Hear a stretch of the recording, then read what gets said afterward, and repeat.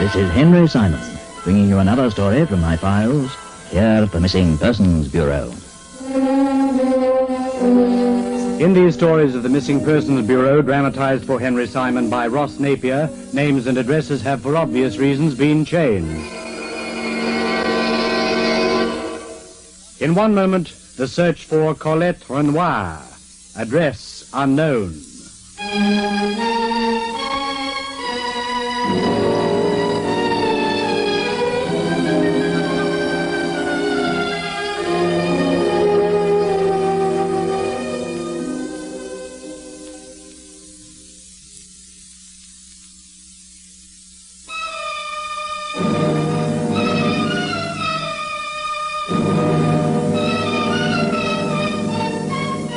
And here again is Henry Simon. Having travelled fairly extensively, I've had the opportunity of sampling the food of many different countries. And although I'm by no means a connoisseur, I like to think that I've acquired a taste for good cooking, be it French, Austrian, Italian, or what have you. It isn't my taste I wish to speak of, however, but that of a certain gentleman named Elliot Dryden, to whom good food was just as essential as the very air he breathed. Such was his claim, at least. And it was very largely because of this that he had come to rely so completely upon Colette Renoir, his cook, much to the annoyance of his wife Edna, who was more than a little jealous of Colette's prestige. Oh, for the life of me, Elliot, I can't see why you're so captivated by that woman's cooking. I didn't enjoy my dinner a scrap. That, my dear, it's because you have no appreciation of the finer things. Oh, you have the gall to talk about finer things. All you ever think about your stomach. Good food's the essence of life. More wine? Thank you, I've had quite enough. The perfect aid to digestion. Sometimes I wonder why you didn't marry her instead of me. Marry who, my dear? Colette. Sometimes I wonder myself. The whole situation's so ludicrous. It's impossible to run the house in competition with another woman. You're not required to run the house. It seems to me I'm not required to do anything. Many wives would consider themselves fortunate in your position. Not if they had to put up with Colette. You've never liked her, have you? Neither liked nor trusted. She's honest enough. That's not what I meant. You're worried she might persuade me to run off with her. Is that it? You know as well as I do. There's nothing she'd like more than to have you to herself. Strange. I've always looked on her as the moral type. Moral nothing. She's French, isn't she? True. Unfortunately, she's also fat and 50. Oh, I'd adore her to hear you say that. By the same token, of course, she's a good 5 years younger than you are, and quite a bit slimmer. She has the legs of an elephant. And you have the trunk. Very funny. The lady herself. Monsieur finds your dinner satisfactory, I hope. Colette, it was highly satisfactory. You surpassed yourself. Oh, thank you, monsieur. Monsieur may have enjoyed it. For my part, I thought it was abominable. Madame. For a start, the meat was underdone and far too highly spiced. And for another... No notice of her, Colette. She's in one of her moods this evening. Aren't you, my dear? If I am, it was brought on by the dinner. I am sorry, madame. I do my best. Your best to butter up my husband, perhaps. But your charms don't work on me. Oh! Ladies, please. You hear what you say, monsieur. I am insulted. You will apologize to Colette, my dear. Never. What I said was the truth, and everyone knows it. No, it is too much. Monsieur, you will accept a week's notice. Oh, come, my little Colette. You upset yourself needlessly. Madame was joking. I most certainly was not. Oh, yes, you were, my dear. Or did I forget to mention that I saw a large, furry spider on the porch as I came in earlier? Oh, spider? Where? Not to worry. I have him in a bottle on my desk.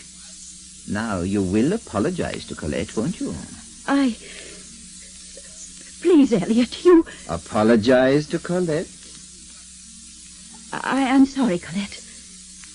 As my husband says, I was joking. Of course. Such jokes I do not find funny. Madame has a peculiar sense of humor. You really must forgive her. Yeah, I forgive her. This once. But if it happens again, I go. It won't happen again. Now, I think we might have our coffee. Oui, monsieur. In here or in the drawing room? In here, I think. It's a trifle warmer. Oui, monsieur. I will bring it at once. My dear, how often must I tell you not to torment her? One of these days she really will walk out. If I thought that, I'd take to her with a pitchfork. Edna, really, do try to contain yourself. These outbursts of yours are becoming most tiresome. Colette's been with us a long time. I wouldn't like to lose her. You'd rather lose me, I suppose. Let's just say without you, I believe I could manage to scrape along somehow. But without Colette, I'd be lost.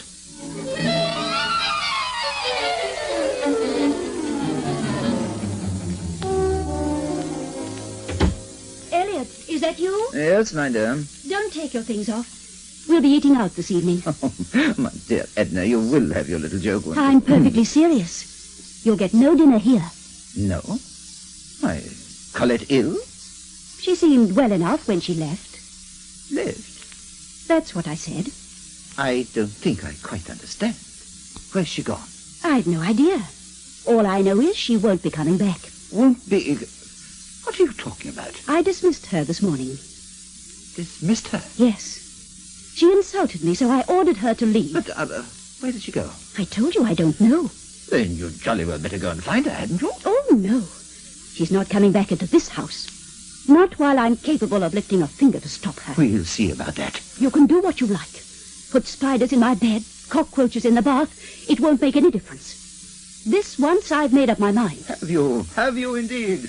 Where are you going? To my room. And there I intend to remain till you return with Colette. In that case, I suggest you go out and have something to eat first. You're in for a long wait. That's up to you, my dear. But I have no intention of eating again till you bring her back.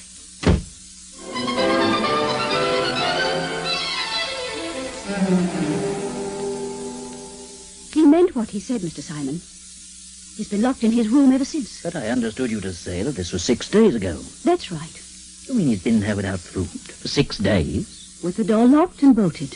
He hasn't been out at all? Certainly not to my knowledge. But surely... There's a bathroom adjoining.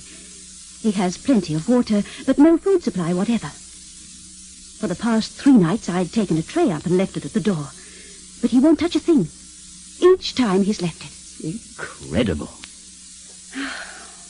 He's an incredible person. Has he ever locked himself up or embarked upon a hunger strike before? No. But he's done other things equally as stupid. Oh, such as? Well, for instance, he knows how terrified of insects and things I am. Mm-hmm. And if I do something that annoys him, he pays me back by putting a spider or something in my bed.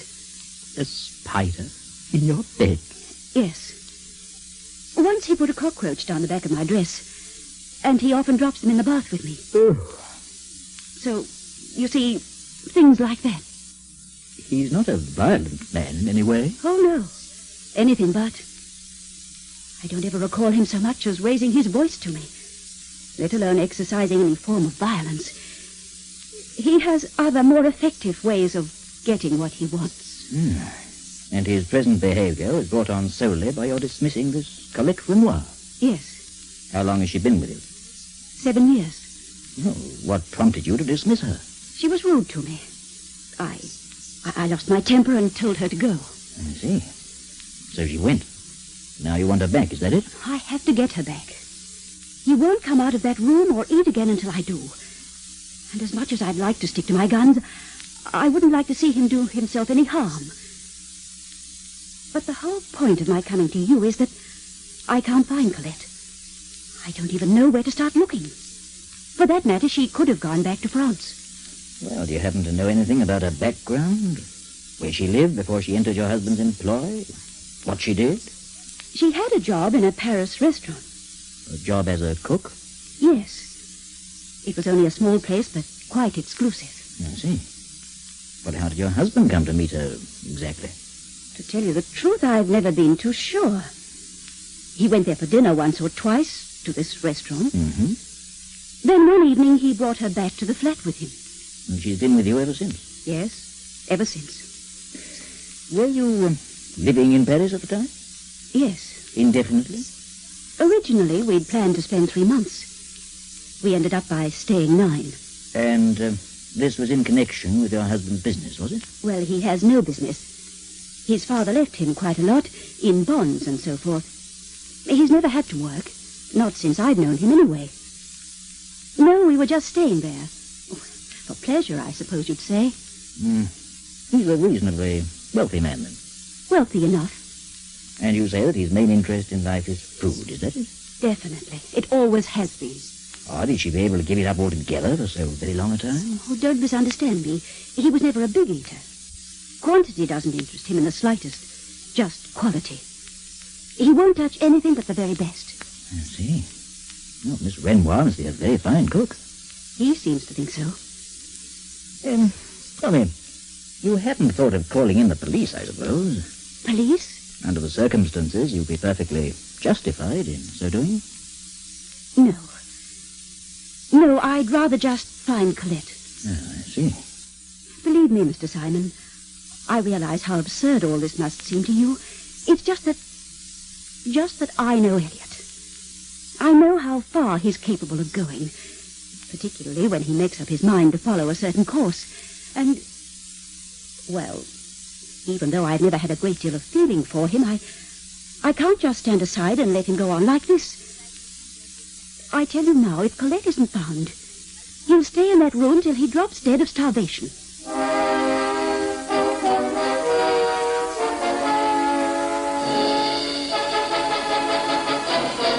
Henry Simon returns to continue this story in just a moment. And here again is Henry Simon.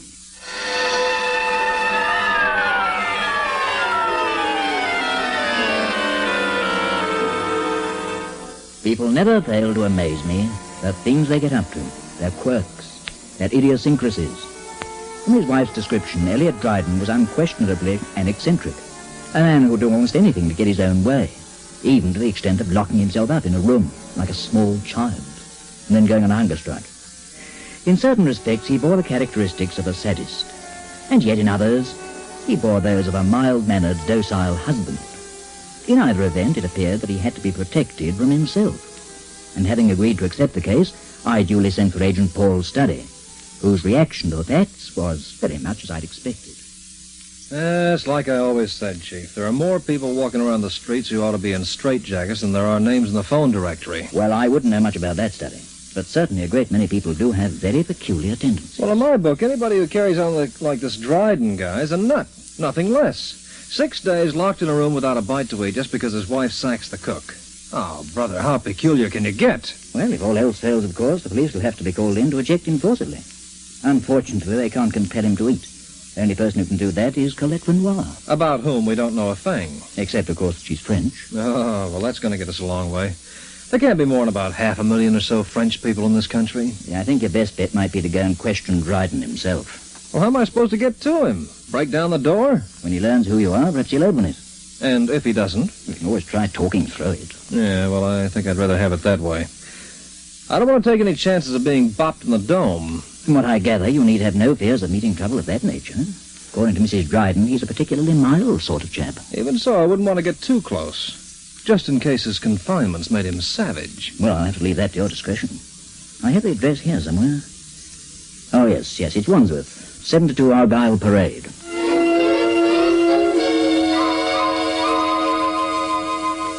The Drydens' home in the outer London suburb of Wandsworth was no ordinary one. 3 stories high, it was set in spacious grounds. At the back was a grassy paddock. At the front, an expanse of lawn. A broad gravel drive led from the entrance gates to the house and on to a garage at the rear. At the front door, Studdy was greeted by our client, Edna Dryden, who at his request led him upstairs to her husband's room on the first floor. Elliot, there's someone here to see you. Mr. Studdy from the Missing Persons Bureau. He wants to ask you about Colette. Elliot. Not talking, huh? He may be asleep. Let's see if I can rouse him. Hey, you there, Mr. Dryden. Hello? Look, do you want this woman found or don't you? Send my wife away. Oh, Elliot, don't be such a fool. Come out of there and behave like Okay, Mrs. Dryden. You better do as he says. No sense antagonizing him further. Whatever you say. It's all so absurd. So utterly ridiculous. I'll be in the drawing room when you want me. Right. Okay, Dryden, she's gone. You open the door, or do we talk through it? Wait.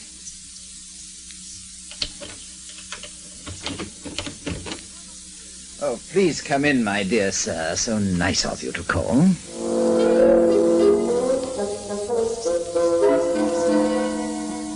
Somewhat taken aback by the other's unexpected affability, Study remained for a moment standing on the threshold, as though waiting for a second invitation. In appearance, Dryden looked as normal as any man he'd ever seen. Dressed casually in a grey jumper and slacks, he was immaculately groomed and seemed to be in perfect health. With a friendly smile, he shepherded the agent to an armchair and without further ado poured 2 drinks from a whiskey decanter on the mantel. Water or soda, old chap? Water, thanks. Just a dash. That's fine. Here you are. Look, excuse the puzzled frown, but I don't get it. According to Mrs. Dryden, you've been in here for almost a week without food of any kind. Yet I come in and find you looking like you've just finished a 10-course meal. What gives? Oh, purely a matter of constitution, old boy. But that's by the by. Oh, what's the news on Colette? You found her? Hardly. Your wife only came to see us this morning. Yes. I heard her phoning for an appointment. I thought you'd probably be along for a chat. You're causing her a lot of worry. I suppose you know that. No more than she's caused me. Well, I've only heard her side of it, but the fact remains, she wants this Colette located. She's retained us to trace her. The big drawback is she seems to know very little about the woman, which is why I've come to you. I figured maybe you could shed some light on her background. My dear fellow, I know very little about her myself. Other than that, before entering my employ, she lived and worked in Paris. Uh-huh. What was the name of the restaurant she was working in there? All your wife could tell us was that it was somewhere in Montmartre. Chez Dominique in the Place de la Gare. Probably gone out of business by this, I should think. Great deal can happen in 7 years. Uh-huh. Well, worth checking anyway. Look here, old chap, you're barking up the wrong tree, you know. You take my tip and forget the whole thing. I'll see you're more than compensated financially. But I thought you wanted her found. Oh, so I do. But, that's my wife's worry, not yours. Your wife's paying us to do the worrying for her. Well, whatever she's paying, I'll double it if you don't. This gets more fantastic by the second. Do you want her traced or don't you? She'll turn up in due course. Meanwhile, you'll sit here and waste away to a mere 14 stone, eh? Oh, come, my boy. Let's not be obstinate about it. I want you to drop the case. And if I don't feel like dropping it? I think you will. Well, think again, mister, because I'm not just now getting tired of this case. I'm only beginning to get wound up. You might be used to getting your own way where Mrs. Dryden's concerned, but there's one big difference between her and me. Oh? Yeah. I'm not scared of spiders.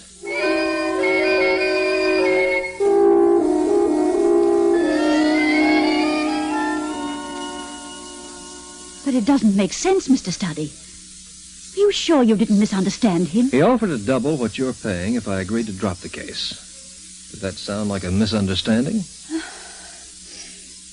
It's beyond me. Unless he's delirious.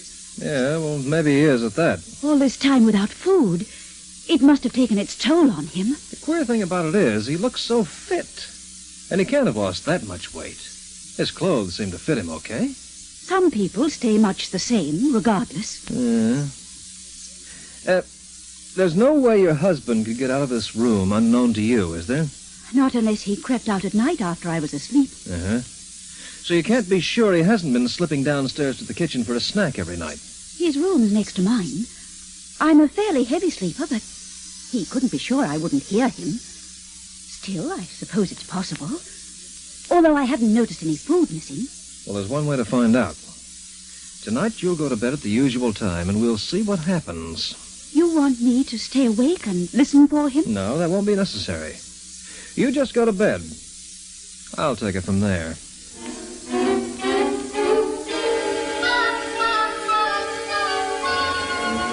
Accordingly, that same night, Edna Dryden retired at the customary time, shortly before 11 o'clock. From his hiding place, in a broom closet at the head of the stairs, Study had a perfectly clear view of both bedroom doors. The house was in darkness, Nothing stirred. 11:30 came. Midnight. He felt the pangs of cramp in his left leg. Cautiously he massaged it, waiting for the minutes to pass. 1 o'clock. 1:15. And then abruptly came the faint sound of a key turning in a lock.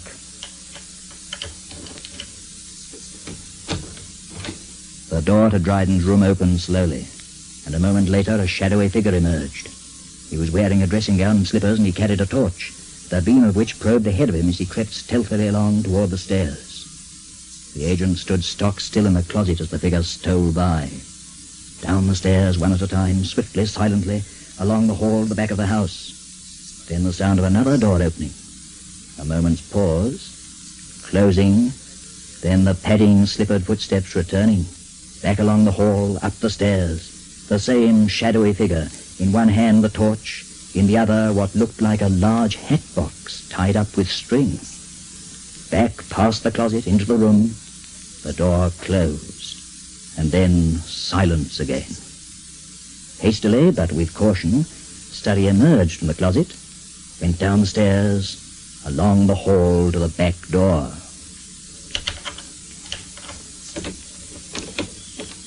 Outside it was pitch dark, but his eyes had become accustomed to the darkness, and he saw her at once. A woman wheeling a bicycle toward the gate at the far end of the trackless paddock that formed the Dryden's backyard. In a second he was after her, his footsteps muted in the soft grass. She'd almost got to the gate when she turned and saw him. Dropping the bicycle, she started to run, but her foot struck against some unseen object, and she sprawled headlong upon the ground. Okay, just hold it there. Here. Give me your hand. My ankle it is twisted. Yeah, well, that's what happens to little girls who go on midnight jaunts. Come on, get you back to the house. No, stay away from me. Well, if you'd rather spend the night here, that's all right by me. Study's the name, by the way. I don't know you. Maybe not, but I know you. Colette Renoir, isn't it not? You know, that ankle of yours is in bad shape. I'm afraid you're going to have to let me carry you. No! Okay, then. We'll talk here. Well? It was all his idea. He talked me into it. Into what? And why? He wanted to teach her a lesson. His wife? Yes. She was always picking on me, making trouble. I threatened to leave if she did not let me alone, and he made her promise she will. But she does not keep this promise, and he is very angry with her. He tells me he will make her sorry for disobeying him, but that I must help him to do it. Ah, so it was all prearranged, huh? You insult her, so she has no choice but to order you out. Then when Dryden comes home, she tells him what's happened. He turns on the big act, knowing she'll fall for it and finally be forced to eat humble pie. Knowing also that when you eventually show up again, she'll be so glad to see you, she'll change her tune towards you completely. Never step out of line again. Which suited you, because you wanted the drop on her, and more than suited him, because he wanted the drop on both of you. Am I right? I did only as I was told. And you've been smuggling meals to him every night, huh? Yes. Yeah, well, small wonder he looks so fit. Where have you been hiding out all this time, anyway? I have been staying with a girlfriend. Far from here? Near the station. She has a flat. I've had use of the kitchen for cooking. Ah, so everything fitted in fine. Too bad it didn't come off. Well, what are you going to do? That's for Mrs. Dryden to decide. Bright Boy's had his laugh. You've had yours. The last one's hers.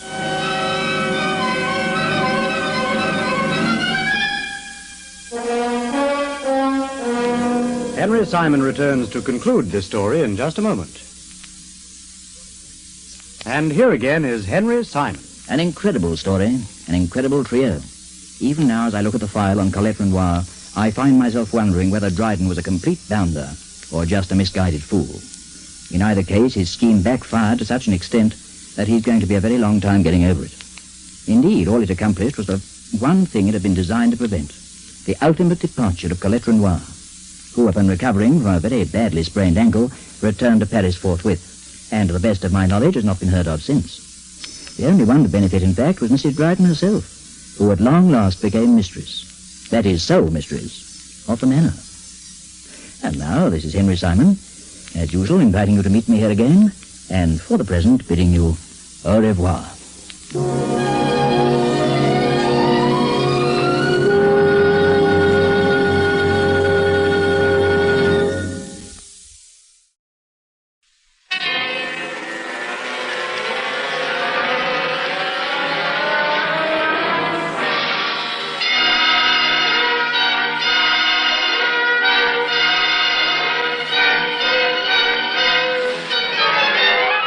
Henry Simon, bringing you another story from my files here at the Missing Persons Bureau. In these stories of the Missing Persons Bureau, dramatized for Henry Simon by Ross Napier, names and addresses have, for obvious reasons, been changed. In one moment, the search for Anthony Atwill. Address unknown.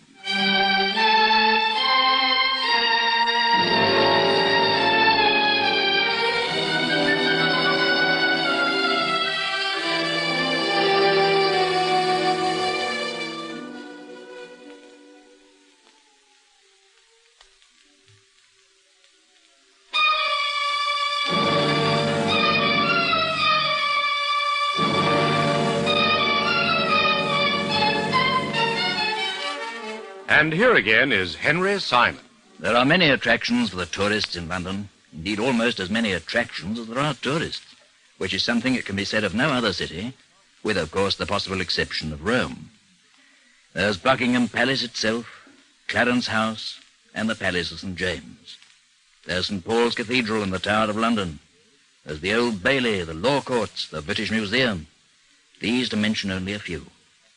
But of all the attractions which London offers, there would surely be none to compare for colour and splendour, for pomp and ceremony, with the changing of the guard.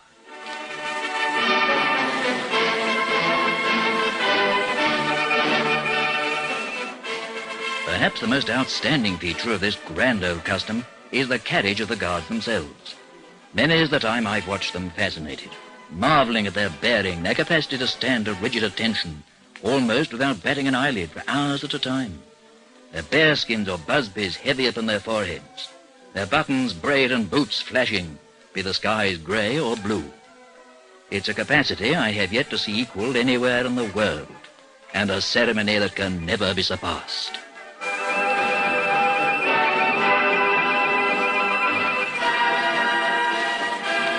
Oddly enough, I've been held up in a traffic jam near Buckingham Palace, brought about by the changing of the guard, on the very morning that I was visited here in my office by Sir Robert Atwill, an old friend and fellow club member of mine, whose son I knew to be a member of the Royal Guard, and of whom, needless to say, Sir Robert was extremely proud. He was waiting for me in the outer office when I arrived, and from the look on his face, I knew at once that something was wrong. Henry, I'm at the end of my tether. You're the one man I know who can help me. Help you in connection with what? Oh, my son, Anthony, he's disappeared. Disappeared completely. I think perhaps you'd best sit down, Robert. Try to relax a little. Perhaps a brandy might help. Oh, no. I'll be all right. Just a bit upset, you know. It's all come as rather a shock. You've met Anthony, of course? Yes, a number of times. Though it must be almost 3 years since I last saw him. Let's see now. I believe it was that day he scored the century for Cambridge against Oxford. Wonderful, not that? I don't recall ever seeing 100 runs put up on that board in quicker time. Yes, he could have played for England, that boy, if he'd put his mind to it. Well, there's still time. He's only, 24, 25? Henry, I don't think you can have heard what I said. I said he's disappeared. Gone. Yes, I heard you. Well, then, why talk about cricket? Hang it all, I mean to say. Because you're quite obviously in a very highly agitated frame of mind. Knowing as well as I do, I realize it's quite useless trying to pry information from you while you're in such a state. Moreover, I'm doing my very best to place the boy in my own mind. Now then, just take things calmly and tell me exactly what's happened. When did he disappear, and how? It was last week, on a Tuesday afternoon. He was on duty at the palace. Buckingham Palace? Yes. And? Shortly after 3 o'clock, he was found to be missing from his post. By whom? One of the constables on duty, who in turn, of course, reported it to a palace official. He wasn't seen leaving? Apparently not. But surely in that uniform he couldn't very well have walked away without being spotted by someone. Well, that's exactly what he appears to have done. Not in his uniform. His bare skin and coat were later discovered in a sentry box. Oh. And of course, whatever happens, it means the end of his career in the Guards, All probability he'll be court-martialed, perhaps even put in prison. But the boy may have suffered some form of mental lapse. He might not have been responsible for his actions. Responsible or not, he'll be held to account for them. No excuse will be taken into consideration. And even if the court-martial's a mere formality, his dismissal will be automatic. What steps have been taken so far by his superiors? No, none so far as I know, except that he's been posted as a deserter. The matter's been hushed up as much as possible. But it wouldn't surprise me to learn that the civilian authorities have been alerted to be on the lookout for him. There's so much red tape attached to these things, it's quite impossible to know what course they'll adopt. Yeah. Tell me a little about the boy. Was he happy in the Guards? Well, he appeared to be perfectly happy. How long has he been in the service? 2.5 years. And his record? Apart from this, couldn't have been better. Now, regarding his personal life, has he suffered any kind of emotional upsets of late? Not that I know of, no. He got himself involved with some girl a few months ago, but I understood that was all over. Now, what exactly do you mean by involved? Well, at one point he was talking of getting engaged. I didn't take it seriously, of course, knowing his weakness for falling in and out of love, but even so, I remember it rather shocked me at the time. Did you meet this girl? Yes, once. Brought her home. Were you impressed or otherwise? Most decidedly unimpressed. Didn't care for her in the least. Why not? No, she was showy, for one thing. Oh, intensely attractive. Quite beautiful, in fact. But cheap and rather vulgar. Moreover, she drank far more than was good for her. On this particular occasion, she was 3 parts under. Oh, I see. Yeah, not at all the type of girl I'd choose for a daughter-in-law. Shouldn't visit you a second time. Well, certainly not. I told Anthony if she ever set foot in the place again, there'd be the devil to pay. Well, how did he take that? Quite well, actually. He was rather put out himself at the way she behaved. Still, he said he didn't blame me for reacting as I did. Did he continue to keep company with her? He did. He kept it a secret from me. Never spoke of it again. I see. Has there been anyone since? Not as far as I know. Which is quite surprising, really. As I said before, this other creature appeared on the scene. He was always forever losing his heart to someone. When did you last see him before he disappeared? On the previous Sunday. He was off duty, and we took the opportunity of visiting the grave of his mother, God rest her. Mm-hmm. How did he seem then? Very quiet, subdued. In the circumstances, that was natural enough. I was the same way myself. Yeah, poor Vera. I don't think either of us have ever been the same since she died. Must be 5 years ago now. Almost 7. Anthony was just 18 at the time. Have you been seeing much of him lately? Oh, not a great deal. 2 or 3 times a month, perhaps, no more. Relations were in no way strained between you. Oh, not unless he was harboring a secret grudge regarding me disapproval of Felicia. Felicia? Yes, that was her name, Felicia Howard. Oh, I see. You haven't thought of checking with her at all, I suppose? I've been so upset I haven't thought of checking with anyone. Even so, she's the last person I'd approach. How long have they been keeping company when you met her? A few months, perhaps not that long. But, they seem to be placing a great deal of importance on what, to my mind, was a relatively trivial affair. Well, perhaps. It's just that in 9 cases out of 10 of this character, there's always a woman involved. Oh, come, Henry. Surely you don't have guardsmen disappearing every other day. The fact that Anthony's a guardsman has no bearing at all on my thoughts at the moment. I'm thinking of him simply as a young man who has, as you yourself said, a very definite susceptibility for the opposite sex. Hang it all, man, at his age I was much the same. Not quite. Eh? If I recall correctly, at his age, you were married. Well, I was fortunate enough to meet the right woman. Exactly. Therein lies the difference. From what you tell me, Anthony has met the wrong one.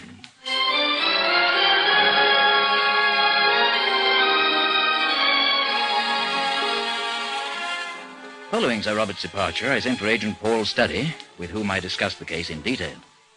As it happened, Studdy was also working on 2 other cases at the same time, both of them, curiously enough, involving young men in roughly the same age group as Anthony Atwill. It was, therefore, only to be expected that he should be very reluctant to take on a third. Oh, I tell you, Chief, I'm so fed up with these young bloods and their tragic affairs, I feel like jumping off London Bridge. Well, there's no guarantee whatever that Atwill's disappearance is connected in any sort of way with a love affair. But the indications are certainly present. You know, I've always wanted to see one of those characters do something crazy. What characters? Those bearskin guys, the way they stand there like marble statues. A spaceship from Mars could land right at their feet and they wouldn't turn a hair. I've often been tempted to try tickling one in the ribs. I wouldn't advise it if I were you. You have to find yourself behind bars very smartly. That's why I said I'd have liked to have seen this happen. The guy suddenly whip off his coat and top knot, chuck him in the sentry box, and stroll off. I dare say quite a number of people would have liked to have seen that happen. Fact remains, of course, that no one did. No one we know of, at any rate. Yeah, I guess he'll really have the book thrown at him when he finally turns up. Oh, yes, indeed. Very large book at that. Those boys even get punished for fainting on parade, let alone strolling off and leaving the palace unattended. Well, not unattended exactly, but less attended than usual. As I imagine he's in for quite a rap over the knuckles, whatever his excuse may be. But for the moment, of course, that's quite beside the point. Our job is to find him regardless. And I think that our best bet is to set the ball rolling by checking with this Howarth girl. Uh-huh. Who is she exactly? Well, from what I gather, she comes from quite a prominent family. Her father's a member of Parliament. Her mother's apparently quite closely related to a baronet. Sounds like she might be a bit of a throwback. Well, from Sir Robert's description of her, it does indeed. He doesn't know the family at all himself, but he knows of them. And he's heard from a reasonably reliable source that they've broken off all relations with her. Yeah. Where does she hang out? Any idea? He seemed to think she had a flat somewhere in Sloane Square, so I checked it in the phone book and, let's see. Oh, yes, here we are.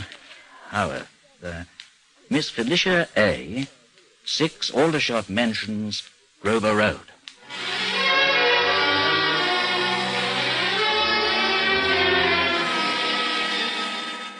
It was a pre-war block, not very far from Sloane Square Station. Taking a lift to the second floor, Studdy made his way along a narrow carpeted passage to a door marked 6 at the far end. In all, he knocked 4 times and was just preparing to retrace his footsteps back along the passage when the door opened and he found himself confronted by a slim young woman in a flame-colored bathrobe. Her dark hair was wet and hung limply at her shoulders. Her feet were bare, and she wore no makeup. Yet there could be no doubting that she was an uncommonly beautiful girl, despite the look of annoyance which clouded her features. Every time I take a bath, I can count on someone arriving in the middle of it. Pardon me, it wasn't planned. Who are you? What do you want? Well, the name is Studdy. I'm from the Missing Persons Bureau. If you're Felicia Howarth, I want that we should have a few brief minutes of chat. About what? Well, a friend of yours, Anthony Atwell. Oh. Well, in that case, you'd better come in. Thanks. Well? What about Anthony? Seen him around lately? Not for a week or so. Why? Because he's missing. You don't tell me. Uh-huh. Any idea where he might be? Not the slightest. But when you find him, you might contact my solicitors. Uh-huh. Why? Because I intend suing him, that's why. Suing him? For what? Assault.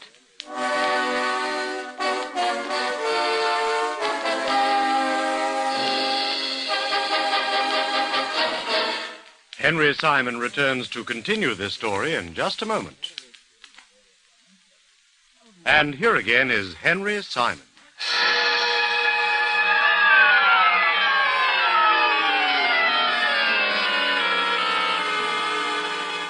Somewhat taken aback, Studdy stared hard at the young woman, who met his gaze unflinchingly, running a carefully manicured hand through her limp hair as she did so, the corners of her mouth registering faint amusement at the agent's obvious surprise. You look a little shocked, Mr. Studdy. That's putting it mildly. Assault's a pretty serious charge. No more serious than the damage he might have done me if he hadn't been stopped when he was. Stopped by who? Harry Gordon, a friend of mine. We were walking along the street minding our own business when suddenly Anthony appeared in front of us. He called me a filthy name, then knocked me down. I fell on the pavement and skinned my elbow. It all happened so quickly it was over before I'd had time to draw breath. Then when Harry turned to grab him, he ran away. Now, when was this? Last week. Swelling in my jaw's almost gone numb. But you should have seen it a few days ago. Uh-huh. What day last week? The Tuesday afternoon, around 3 o'clock.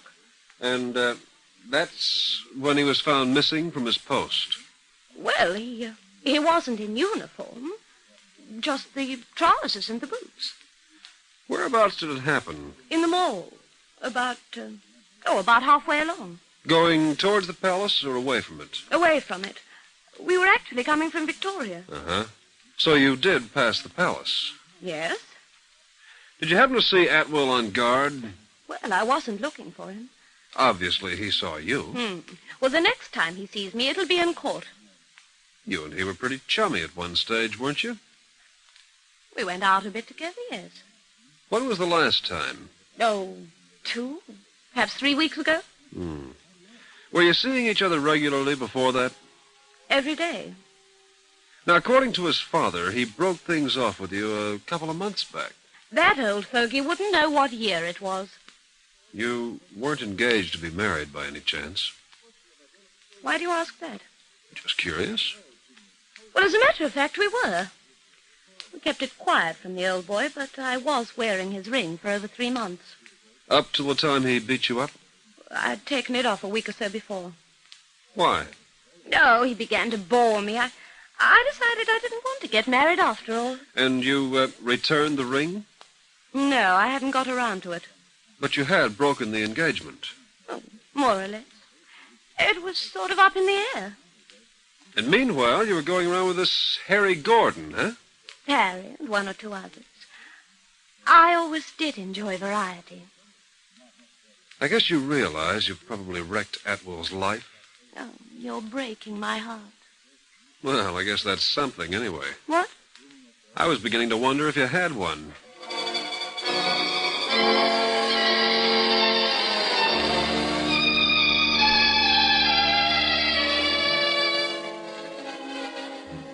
It transpired that prior to his taking an interest in Miss Howarth, Harry Gordon had been a friend of our quarry's for many years, and was known to Sir Robert as quite a decent and reliable young man.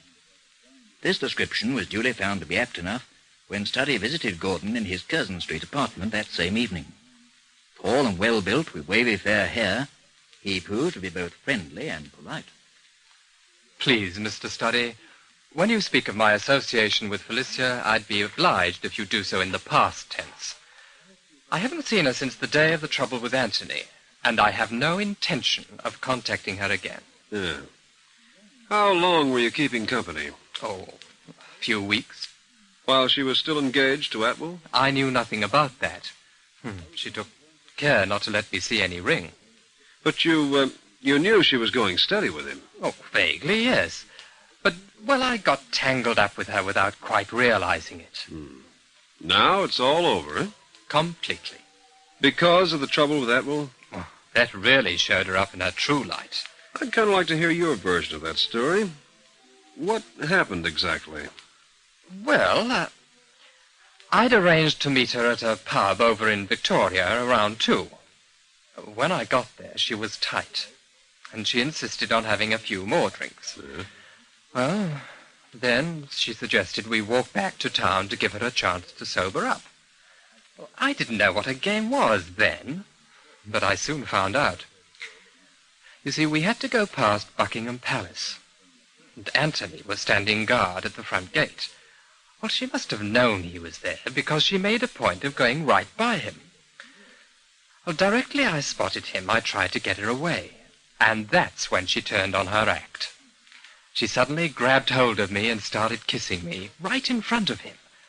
Well, apart from anything else, I've never been so embarrassed. Yeah. I just grabbed her by the arm, propelled her across the street, and set off along the Mall as fast as I could walk. Well, by this time, she was laughing and singing at the top of her voice. I tried to hail a cab, but there wasn't a vacant one to be had. Well, we must have been about 100 yards along from St. James's Palace, when suddenly Anthony bore down on us. His face was white with rage, and he was trembling all over. He said he was going to take her home, but the moment he touched her arm, she started spitting like a wildcat. Then she tried to kick him, lost her balance, and fell in the gutter. Well, for a second or two, he just stood there, looking down at her, and she was screaming and swearing at him for all she was worth. Then he turned on his heel and walked away. The last I saw of him, he was heading across the park, and that's when I finally managed to get a cab. So I bundled her in and told the cabbie where to drop her. And that's the whole story. Yeah. According to her, Atwell knocked her down. She says she intends to sue. Just let her try. I'll be the first to get up and tell the court what really happened. You know, I don't get the point of it. Why would she want to pull a stunt like that? I wouldn't know. Frankly, at the time, I think she was too drunk to know herself. Yeah. Well, if it was her intention to ruin the guy, she did a mighty fine job. Even as things stand, he's in one heck of a mess. But when this gets out, he'll be finished for good.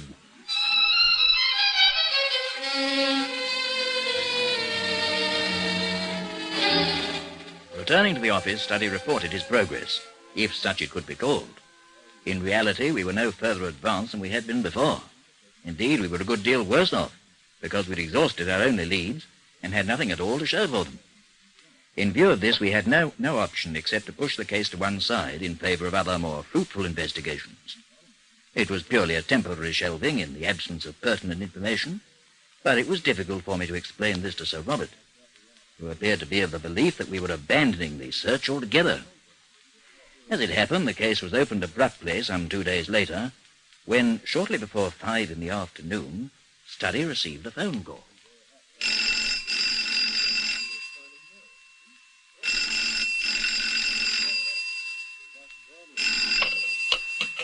Yes, Missing Persons Bureau, Study speaking.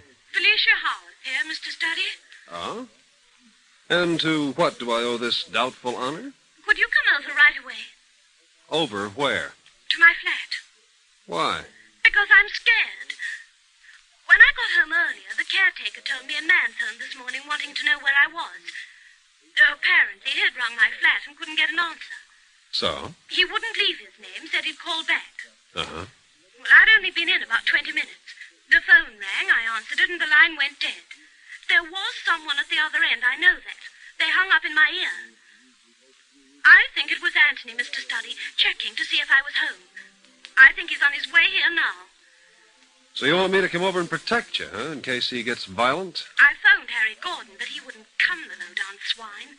It's all his fault anyway. He's to blame for the whole thing.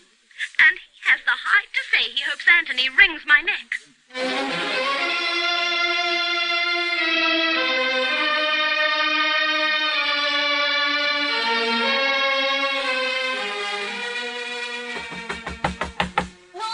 The big bad wolf. Now open up or I'll huff and I'll puff. Just a moment.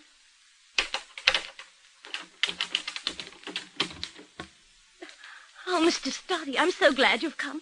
I've been sitting here waiting, scared sick. There's no one I can turn to now, only you. If you're the wronged party in this deal, as you claim, how come you're so squeamish? I've been thinking things over. He's quite mad. He must be. When you came here before, there was something I didn't tell you. I figured there might be. When he found out about Harry, we had a dreadful scene. He told me if he ever caught us together, he'd kill me. This was before the other business? The previous evening. Yet you deliberately went out of your way to let him see you crawling all over the guy in public. I've been stewing about it. I had too much to drink. I didn't know what I was doing. I just wanted to show him I wasn't bothered by his threats, that I'd do as I chose. You're bothered plenty now. Wouldn't you be if you were in my shoes? Beautiful. If I was in your shoes, I'd cut off my feet. Oh, please, Mr. Study, don't joke. I'm telling you, he's out of his mind. Well, he hasn't shown up yet. Maybe he's not. Oh, that'll be him now. Soon see. Well, hi, Gordon. Harry, what are you doing here? You invited me, remember? You said you wouldn't come. That was 2 hours ago. I've had time to change my mind. You look pretty shaken. Something wrong? After Felicia phoned me, I rang Sir Robert and told him about the mysterious phone calls she'd received.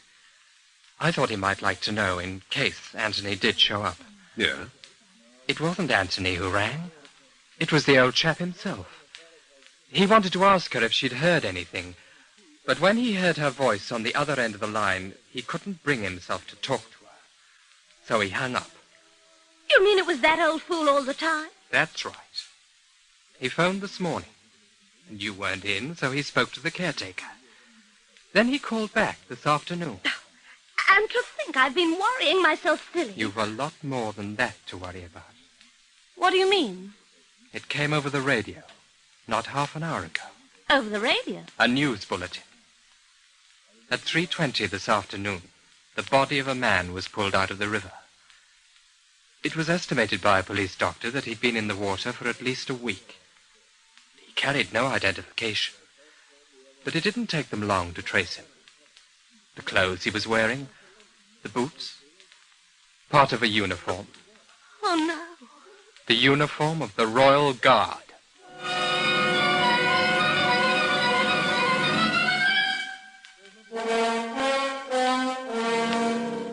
Henry Simon returns to conclude this story in just a moment. And here again is Henry Simon.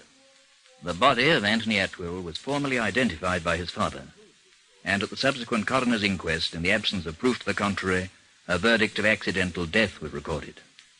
It is not known just when Anthony Atwill died, but it is presumed that he entered the river within a matter of hours following his encounter with Felicia Howarth and Harry Gordon. A tragic fate for a young man with so promising a future, and brought about solely by the vicious spite of the woman he loved. And now, this is Henry Simon, as always, inviting you to meet me here again, and for the present, bidding you au revoir.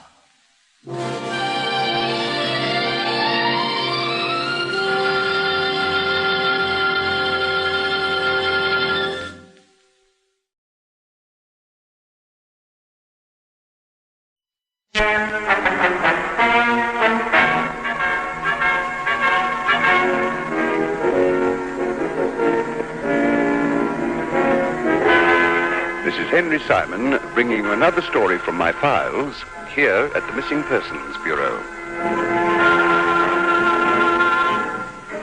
In these stories of the Missing Persons Bureau, dramatized for Henry Simon, names and addresses have, for obvious reasons, been changed.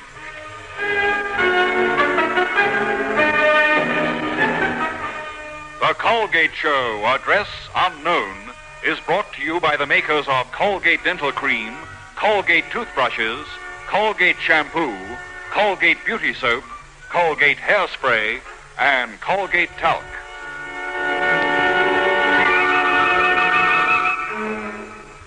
In one moment, the search for Charles Denton, address unknown.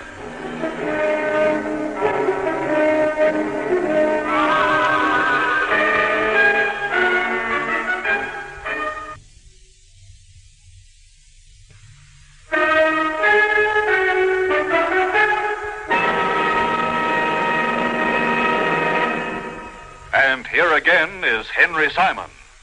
In times of war and international unrest, there are obviously a great number of disappearances and unaccounted for deaths. In such times, too, even though Britain herself may not be directly involved in the conflict in question, a large number of British subjects find themselves caught up in the action. When this happens, it's not unnatural for the Missing Persons Bureau to play a part in attempting to solve one or more of the disappearance mysteries. I remember at the time of the French troubles with Algeria, we had a caller to the Bureau, a most attractive young lady named Lillian Wentworth. She came directly to the point of her visit. My fiancé, Mr. Simon, Charles Denton, he seems to be missing. I've tried the police, even checked all the hospitals and nursing homes I could think of. There isn't any trace of him. I'm coming to you almost as a last resort. Well, a great many people do, Miss Wentworth. We have a surprisingly successful record indicating missing persons. Now, let's have some details, please. Your fiancé's age, physical description. Charles is 31. He's about 5'10". And average weight, what would that be, about 150? That's close enough. Colouring? Dark brown hair, almost black, really. Blue eyes, rather dark complexion, very suntanned. Charles spends quite a lot of time on the Riviera and mooning around the Mediterranean on his yacht. Oh, he's wealthy, then. Well, rather comfortably well off, I'd say. Not rich in the usual sense. But he never seems to want for ready cash. I see. And his occupation? He's a writer. Oh, I wondered why the name rang a bell.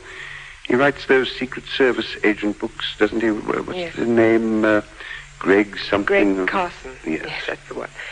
Charles says it brings him in quite a lot of money. I know he's published mainly in paperbacks, but there does seem to be quite a market for thrillers like that. There must be, yes. Just about every bookstore or station newsstand displays dozens of books of that type. You say he moons around the Mediterranean quite a lot. Just how much would that be? Oh, for weeks, sometimes even months at a time. He does most of his writing on his yacht. He says you can't find peace like that in any other way. He's probably quite right. Oh, the times I've been aboard Lady Susan have been wonderful. Nobody to bother you, just the sea and the ports of call when you feel like company. I wish I could live like that all the time. I should think all the time would become a bit much, Miss Wentworth. Times like that take on an added flavor when they're not overindulged in, if you pardon the split infinitive. You could very well be right, Mr. Simon. Now, back to your fiancé. If, as you say, he's always away for weeks or even months at a time, how can you be sure that he's missing? Couldn't this just be one of those extended periods? No. No, Charles has a thing about keeping appointments and never being late. He was supposed to have seen his agent and his publisher 2 days ago, right here in London. But he simply never turned up. Their names? Desmond Wright is the publisher. Trigon Books. You've heard of him? Yes, indeed. The Three Triangles trademark. Yes, that's the one. And Malcolm Bennett is his agent. He only handles a dozen or so clients, but that seems to be the way he prefers it. Needless to say, that dozen comprises only best-selling authors. I see. Now, exactly when last did you see your fiancé? It was Thursday of last week. He said he'd only be away for 3 or 4 days, but now it's a full week. There's no sign of Charles. Do you know where he went? Yes, he went to Paris. He stayed in his flat there. Number 14, Rue Petier in Montmartre. 14 Rue Petier, Montmartre. Good. You're sure of that, Miss Wentworth? Sure that he did go to Paris? Yes, quite sure. He telephoned me on Thursday night and again on the Friday. Excellent. And his address here in London? 27 Maxton House, Dawes Avenue, Kensington. Oh, that's his home base, really. It's a lovely flat. Now, is there anyone there at the moment? I shouldn't think so. He has a woman who comes in every morning to do the cleaning chores and dusting. Sometimes she cooks for him, too. And her name? Mrs. Kreppel. Kreppel. She's not there this afternoon, then? No, she always leaves at about 1 o'clock. Pity. You wouldn't happen to have a key to the flat, would you? Yes, I do have. Charles gave me one some months ago. But why should you need one, Mr. Simon? Well, the agent I'll assign to the case will probably like to have a look round there. It'd be easier, and I'm sure a lot more comforting to your peace of mind, if you were there when he did so. Oh, I see. Yes, well, that would be fine. Is there anything else, Mr. Simon? Not that I can think of at the moment. If you just leave me your address and telephone number, I think that'll take care of everything. Oh, and I shouldn't worry too much about all this, Miss Wentworth. In most cases involving missing persons, there's usually a very banal and innocuous explanation. You said in most cases, Mr. Simon. That's what's worrying me. Perhaps Charles is one of those that isn't.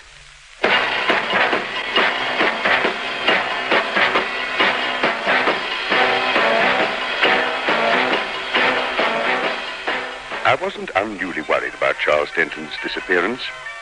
Despite Lillian Wentworth's assurance that he was one of that rare breed of personalities who are never late for an appointment, the fact that Denton was a writer seemed to cancel out the virtues, in my mind at any rate. As a whole, writers are not the most dependable of people, and this could well have been an occasion when Denton decided to stay away on his own instead of returning to London for the appointment with his agent and publisher. I said as much to Agent Luke Parker when I briefed him on the assignment. Parker grinned and blew smoke up at the ceiling. Don't look now, Chief, but you're being kind of bigoted. Bigoted? Me? Sure. In what way, may I ask? Maligning the whole race of writers on account of maybe you happen to have met up with a couple who weren't all that much on the responsible side. And what happens? To shove the whole mass of them into the same category? Oh, why, Chief, some of my best friends are writers. How enlightening. Nonetheless, Parker, we shall take Miss Wentworth's belief in her fiancé's dependability with just a pinch or two of salt. I think it might be an idea if you went round to Denton's agent this afternoon and found out what he thinks of his client's passion for punctuality. It may turn out that Lillian Wentworth has a rose-colored view of her fiancé. Sure, will do. Got his address? It's in the phone book. Thanks. If you get no joy there, you might try his publisher. Then, if necessary, Miss Wentworth will let you into Denton's flat. But save that until you have to, Parker. She seems to be the type that protects individual privacy with a passion that borders on the overpowering. When I suggested that you may want to look around Denton's flat, her eyebrows nearly hit the ceiling with disapproval. Okay, message received and understood. Handle the lady with kid gloves, right? It may pay you to do so, yes. Anything else, Chief? It's now 2:14. You have a busy afternoon ahead of you, Parker. I suggest that you get weaving.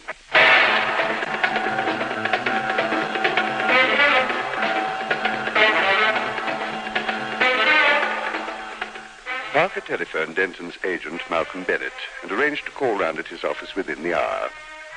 When Parker arrived, he found a smoothly running machine that digested authors' words and then regurgitated them in the direction of the most profitable publisher. The office was neat, modern, and functional, and Parker was shown directly into Malcolm Bennett's private sanctuary. Bennett himself was smooth, affable, but for some reason best known to Parker, he irritated. There was a measure of pompousness to the man that had no trouble in making Parker's hackles rise. Charles, of course, is one of our middleweight writers, you know. Churns out the words like sausages, and most of the time they don't need much in the way of revision or polishing. Mainly paperback sales for Greg Carson, usual market stuff. Not one of the really best-selling chappies we have in the stable, but better than the bottom rung fellows. The sort that write one good book for every 5 or 6. No better than mediocre. Dependable, yes, on the whole I'd say he was. And the fact that he didn't show up for your appointment was out of character for him. Well, yes, to a degree. Nothing to worry about. Why not? Well, you don't know writers, old man. A week in Paris could lead to a month, even a couple of months on the tear. Uh-huh. You know, something's been puzzling me. I've read a couple of Greg Carson's books. They're pretty good. But the bit I don't get is how come the author knows so much about the insides of the Secret Service and about the other side of things, the gun running and the underworld bit. It's almost as though the writing was being done from personal experience. Any truth in that? Personal experience?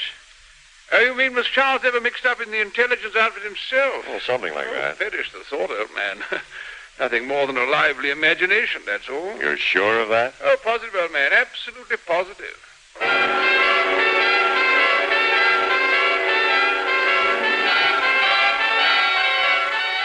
Parker tried without success to get hold of Denton's publisher, Desmond Wright, and the trail had abruptly worn a trifle thin. He decided to take a look round Denton's flat, and accordingly contacted Lillian Wentworth and arranged to meet her at Maxon House at 5:30. She arrived on time and unlocked the front door. Go ahead, Mr. Parker. Although I must admit I fail to see the point of your snooping around here. Snooping? Oh, I wouldn't call it that, Miss Wentworth. Just seeing if maybe we can find something to lead us to the missing person. And that's what you want, ain't it? But of course that's what I want. What an absurd question to ask. Just checking, ma'am, just checking. Man's got to get his facts right, and that's a fact. Well, what particularly did you want to see? Don't know for certain, ma'am. Maybe I'll just mosey around and see where my nose leads me. Real nice-looking pad the man's got. Expensive. I told Mr. Simon that Charles doesn't generally want for money. Looks like it. Those paintings must have cost a pretty penny. And real high-class Persian carpets. Good taste the man's got. Particularly in his choice of women, ma'am. And that's meant as a compliment in case you weren't too sure. I'm sorry, Mr. Parker. You just caught me on the wrong foot. I'm not usually the snappish and ill-tempered with people I've only just met. No offense, ma'am, no offense. Hey, quite a stack of mail over on this table. This where it's usually left by the cleaning woman? Yes. Mrs. Kreppel is a very methodical woman. If the mail were left anywhere except where it should be, she'd feel it some sort of sacrilege was being committed. Yeah. Man gets mail from all over the world. Must do a lot of letter writing himself to get replies like this. Mr. Charles Denton, Esquire, Hong Kong, Melbourne, Cape Town. He uses a secretarial service when he needs that sort of thing. Just dictates replies. Doesn't bother about sitting down and writing anything involved. Hey, this is kind of funny. Well, what is? 2 letters here. To Mark Damon. This address. Who's he? I don't know. I've never heard the name before. I wonder. Yeah. Maybe it could stack up at that. It just maybe could. What could, Mr. Parker? You say your fiancé left London last Thursday and headed for Paris. You also say he phoned you on the Thursday night and the Friday night. The call came through the Paris telephone exchange, Miss Wentworth. Well, of course they did. What are you getting at? Well, just this, ma'am. I checked with the people at Customs and Immigration. They double-checked with the passport office. And you know what? Last Thursday, they had nobody named Charles Denton leaving the country.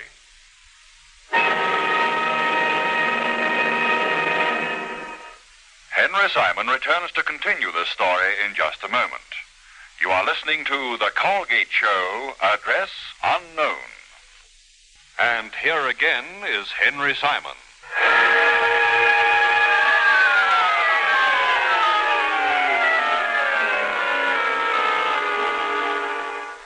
Parker kept a close watch on Lillian Wentworth's face as he said the words. He half hoped for a telltale flicker of something to show in her eyes, something that could very well give him a lead to our missing person. But there was nothing. A puzzled frown creased her forehead, and she stared hard at Parker. She seemed more annoyed than evasive. He didn't leave the country. Not according to the records, no, ma'am. Well, there's some mistake. That figures. But I don't understand it. I spoke to Charles on both Thursday and Friday, and there were calls from Paris. Well, what's this all about? Maybe this gives us part of the answer. The letter's here, addressed to Mark Damon. Not care of Charles Denton or anything like that, just the name and the address. This address. You think Charles was using a different name? Could be. One sure way of checking, though, we call the passport office and find out whether or not a guy using this name hightailed it across to Paris last Thursday. And if that's so, ma'am, I ain't gonna buy no story about coincidence.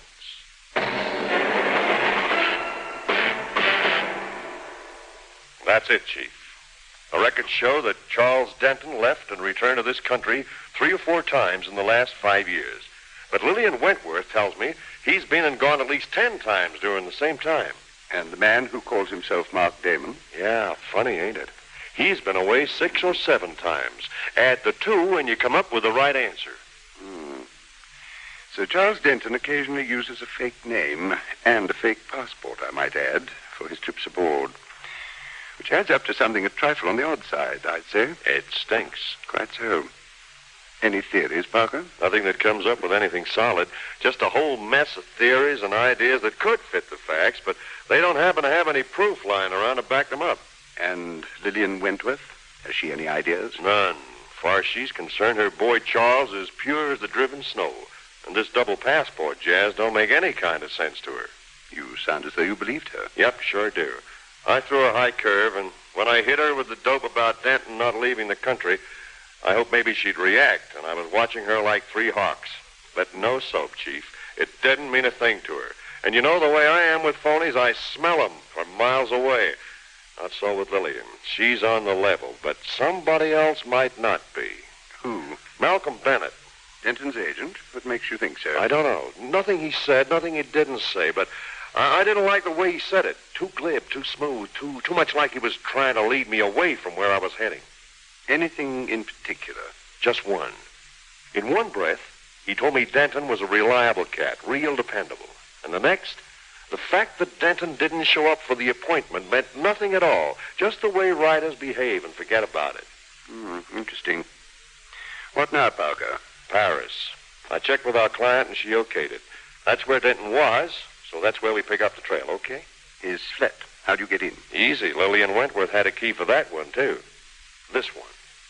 Any more questions? On your way, Parker. On your way.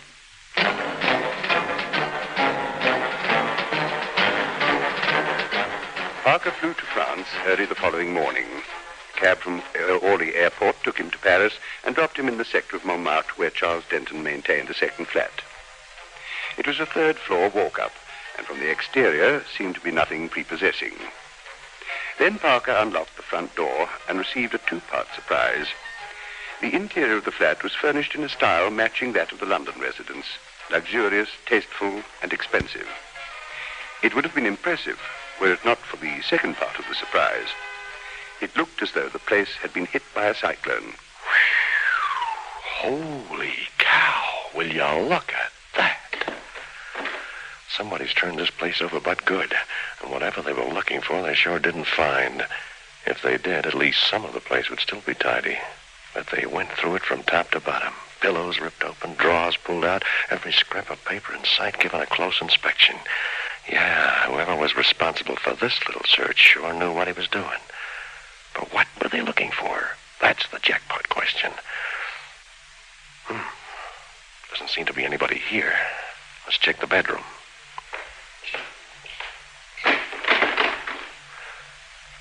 No, same sort of scene in here. Mattress ripped apart, wardrobe contents thrown all over the place, more drawers dumped on the floor.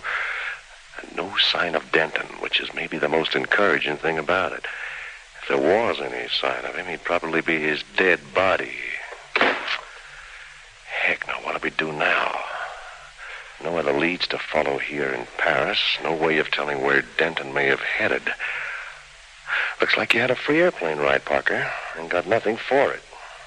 But where do you go for honey now? You! Do not move. Stay where you are. Oh, come on in, buddy. The ward is fine. Keep your mouth shut. Speak only when I demand an answer. Funny thing, pal. You're real persuasive, or could it be that gun in your hand that makes you so appealing? Shut up! It would be to your advantage to do as I say, my friend. And I want you to speak. Speak, but not in any other circumstances. Understood? Yeah. Now, who are you? What are you doing in this apartment? Looking for the owner. My name's Parker. For whom do you work? Missing Persons Bureau. What? Are you attempting to mock me? I would advise against such foolishness. You asked who I work for, I told you, no gag. I do not believe you. For what reason are you in Denton's flat? You did not break in, therefore you had the key. From where did you obtain it? Well, how do you know I didn't break in? This apartment has been under observation for several days now. We expected one of Denton's associates to arrive, and we were not wrong, were we? Very wrong, pal. I have never seen Denton before in my life. You think we are fools? Turn around.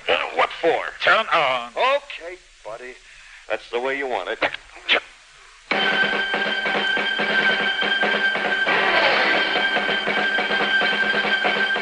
A blow crunched down sickeningly on the back of Parker's neck, and the room exploded in his eyes like Guy Fawkes gone mad. He had no idea how long he was unconscious, but as he slowly and painfully began to grope towards the surface again, he was aware of the faint, lingering aroma of ether. Obviously, he'd been kept unconscious by an anesthetic for some time. The pounding in his head diminished slowly, and gradually his eyes began to focus. He found himself lying on a camp stretcher in a barren-looking room. A man stood casually against the single barred window, watching him. Parker lifted his head and saw the man who had knocked him unconscious sitting on a chair, the gun still in his hand. Oh, brother. Welcome back to the land of the living, old man. Who are you? Name's Denton. Charles Denton. I gather you were looking for me. You have to knock me out to get me here? I'm sorry, old man. I wasn't responsible for that. Chum Rene here was. He has a passion for violence. Caters to the animal in his nature. Shut up. Oh, did I offend you? I didn't mention what kind of animal. You keep that filthy mouth of yours shut, or I'll... You know what, old man? Kill me. Your bosses wouldn't like that. Not until they get their grubby little paws on the money. Yes? Watch yourself, Rene. When we have made you talk, then I have you, Denton. This I will enjoy. Look, will somebody please tell me what the heck is going on here? A pleasure, old man. For some time now, I've been employed as a kind of unofficial courier, bringing money and sundry other little oddments to Paris from London. All of it has gone to the organization that employs friend Rene here. Oh, allow me to introduce, by the way. The full name's Rene Ducat, but the surname's doubtful.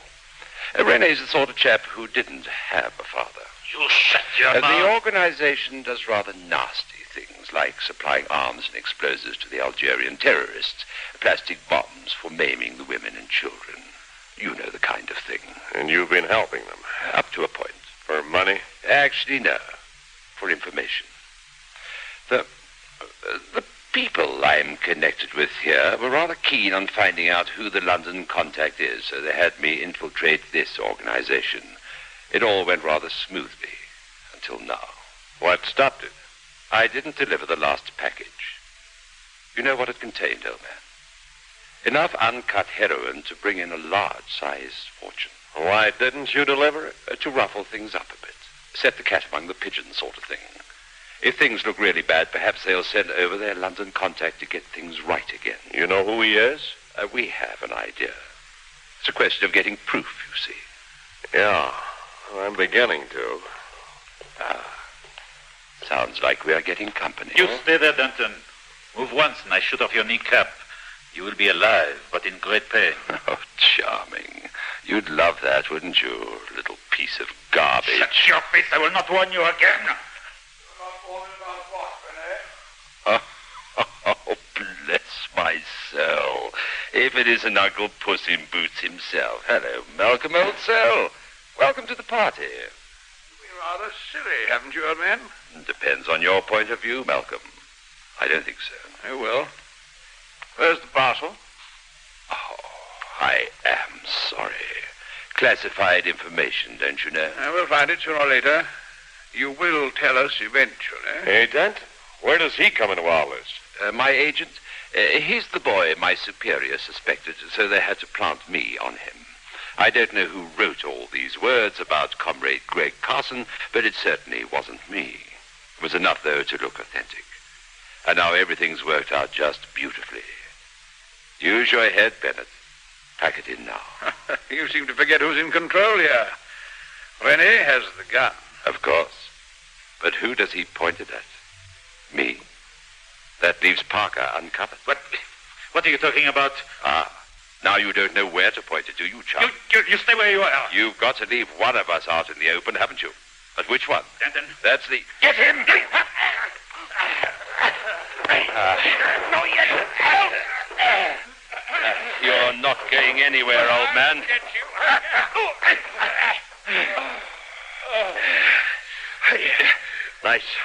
Nice going, pal. Thank you. That was one sweet right cross. Yes, I'm sure Bennett appreciated it. We couldn't have him walking out on us, could we? No. Wouldn't have been at all polite. Thanks for the help, old man. Whoever said Anglo-American relationships were deteriorating?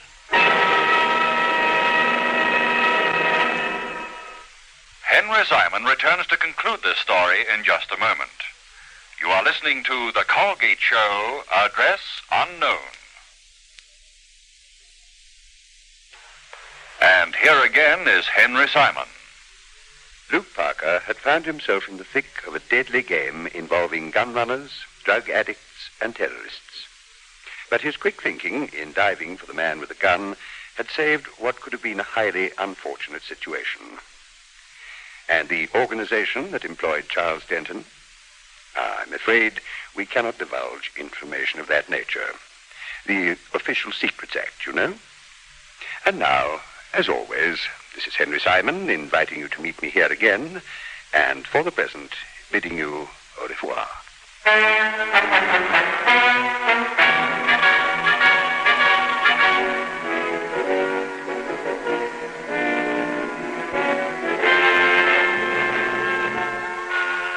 The Colgate Show, Address Unknown, is brought to you every Saturday by the makers of Colgate Dental Cream, Colgate Toothbrushes, Colgate Shampoo, Colgate Hairspray, and Colgate Talc.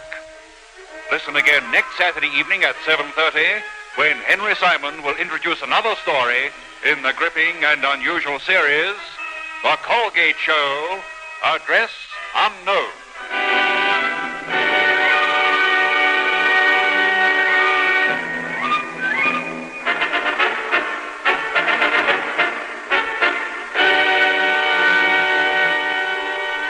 Listen on Monday morning at 8:45 to our next episode of The Reverend Matthew, a story of people, love, scandals, jealousies, ambitions, laughter, tears, and human conflicts.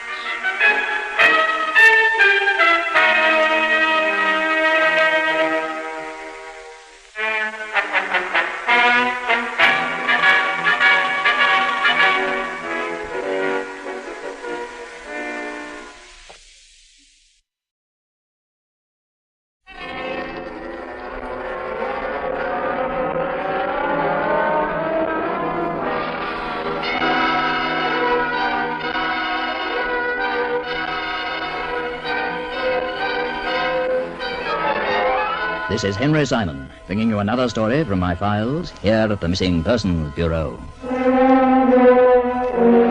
In these stories of the Missing Persons Bureau, dramatized for Henry Simon by Ross Napier, names and addresses have, for obvious reasons, been changed. In one moment, the search for Charlie Porter, address unknown.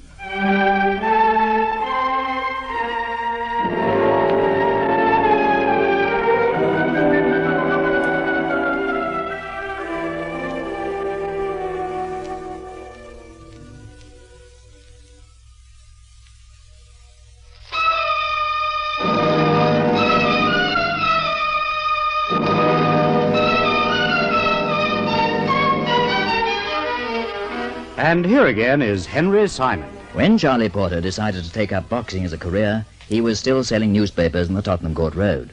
But he'd been told by those who'd seen him participating in amateur bouts that he had a very great fistic future in store. Even so, he was determined not to let it go to his head. So he continued to sell his newspapers right up until the time he won his third professional bout in 1949.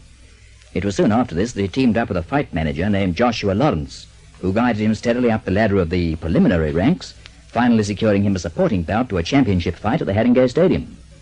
Luck was against him, however, and in the second round his opponent swung a wild punch that lifted Charlie clean off his feet and put him back in his dressing room in a very dazed state of mind. I didn't even see it coming, Josh. I was all set to finish him off, and I didn't even see it coming. Oh, relax, Charlie boy. It was a lucky punch, that's all. But I didn't even see it coming. If only I'd seen it coming, I'd have been all right. If only I'd seen it coming. You just forget about it. It'll be a different story next time. Oh, yeah. Yeah, different story. Funny thing, though, I didn't even see it coming.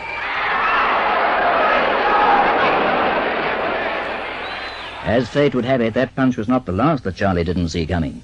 In his next 18 bouts, stretching over a period of almost 3 years, he took the count 15 times, and in the remaining 3 only managed to stay on his feet because his opponent was either too old or too tired to administer the coup de grace. Then came that eventful eve in the August of 1954, when Charlie Porter graced the Hampton Square for the last time. He was back at the bottom of the bill, and he wouldn't have been there except for the fact he was called as a last-minute substitute. For 4 rounds, he was mercilessly battered by a fusillade of punches, none of which he saw coming, but all of which took their toll, until at length, early in the 5th round, he sank to his knees.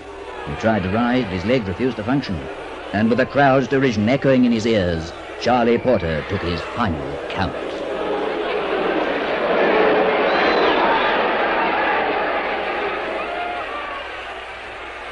I couldn't get up, Josh. I tried, but I just couldn't. How'd you feel? Okay. Bit woozy up top, but okay. Well, this time I really mean it. What? You're through, Charlie.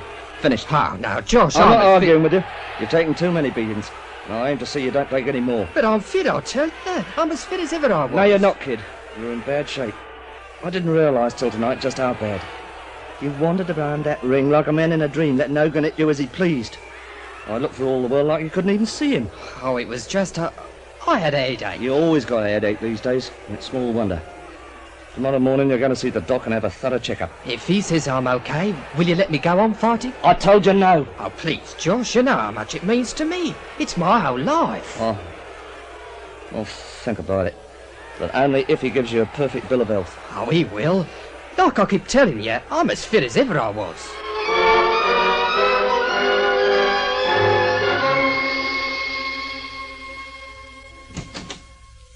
All right, Charlie, you can come back in now. Thanks, Doc.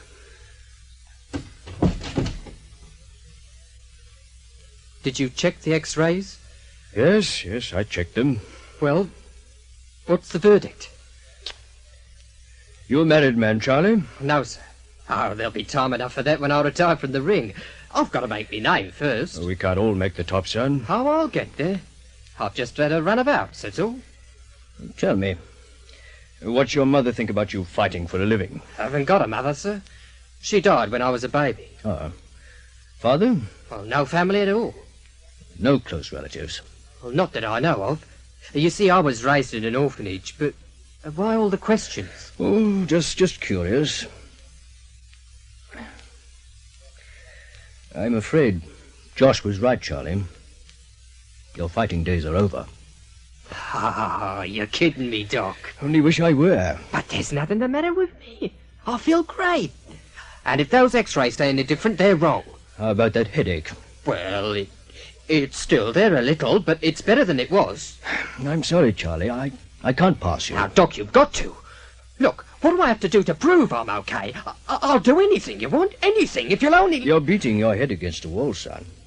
There's nothing you or anyone else can do to prove you're fit when you're not. But what's wrong with me? To put it in 3 short words. Too many punches. I'll go to another doctor.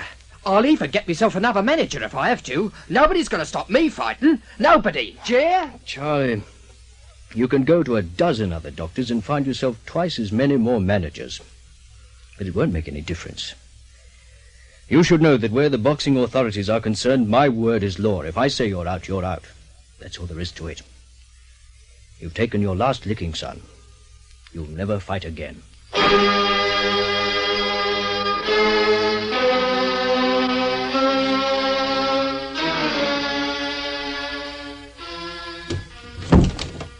You want to see me, Doc? Sit down, Josh. Where's Charlie? He's gone. Well, I was supposed to meet him here. He told me to tell you he couldn't wait. And from that and your expression, I take it the x-rays didn't come out so good. You should have made him quit a long time ago. You think I didn't try? Doc, that kid's like my own son. I'd do anything in the world for him. Oh, I know you would, Josh. That's the whole trouble. You've done too much. By letting him have his own way, by being soft with him, you've done more damage than you'll ever know. You let sentiment warp your judgment. And in this business, that's a fatal mistake. Give it to me straight, Doc. What's wrong with him? He's got a brain tumor. Is that as bad as it sounds? Couldn't be much worse. Did you tell him? I thought I'd leave that to you. All I told him was he had to quit. He took it very badly. Can anything be done? If he's operated on immediately, there's a faint chance. And if not? He'll be dead inside a month.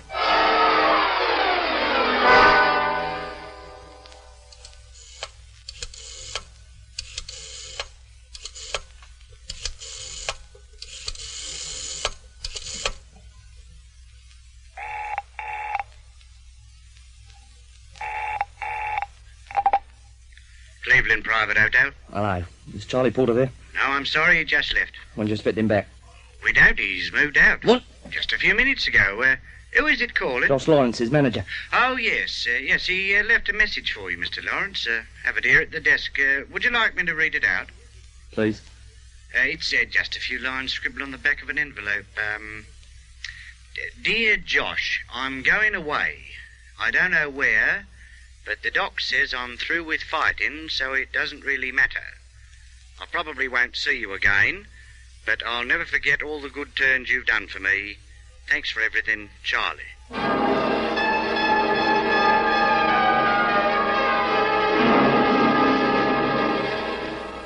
For the Missing Persons Bureau, the case of Charlie Porter had its beginning 2 days later, when I was visited here in my office by Joshua Lawrence, who acquainted me with the facts as I presented them to you.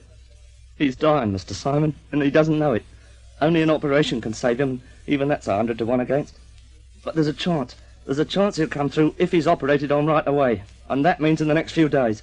Doesn't give us long. You've got to find him, Mr. Simon. I'll pay whatever you want. Just find him, that's all. I take it you already made certain inquiries. I've looked everywhere and checked with everyone I can think of.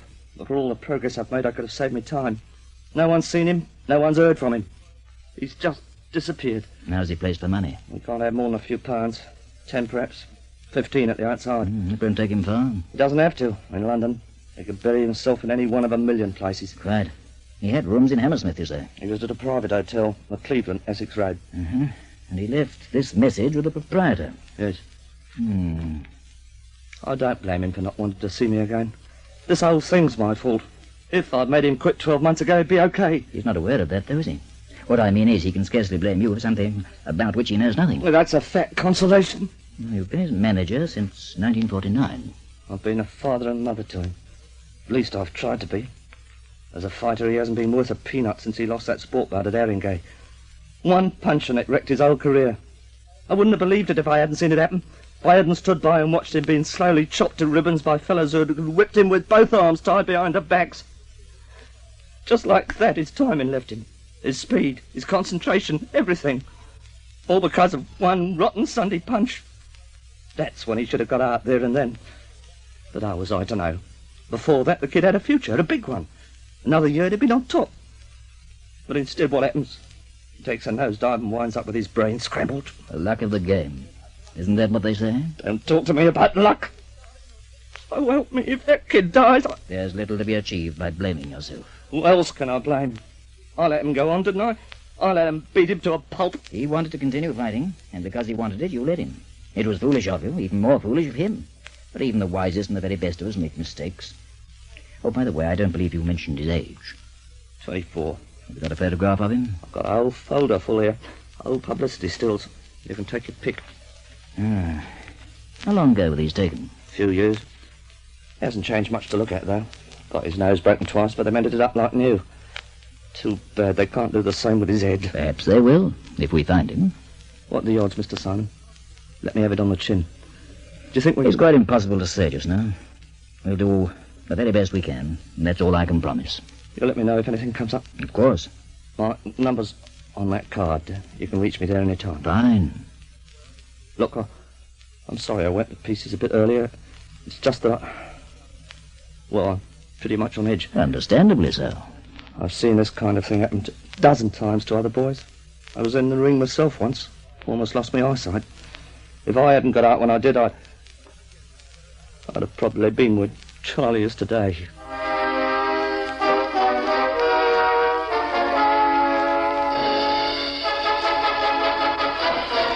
Henry Simon returns to continue this story in just a moment. And here again is Henry Simon.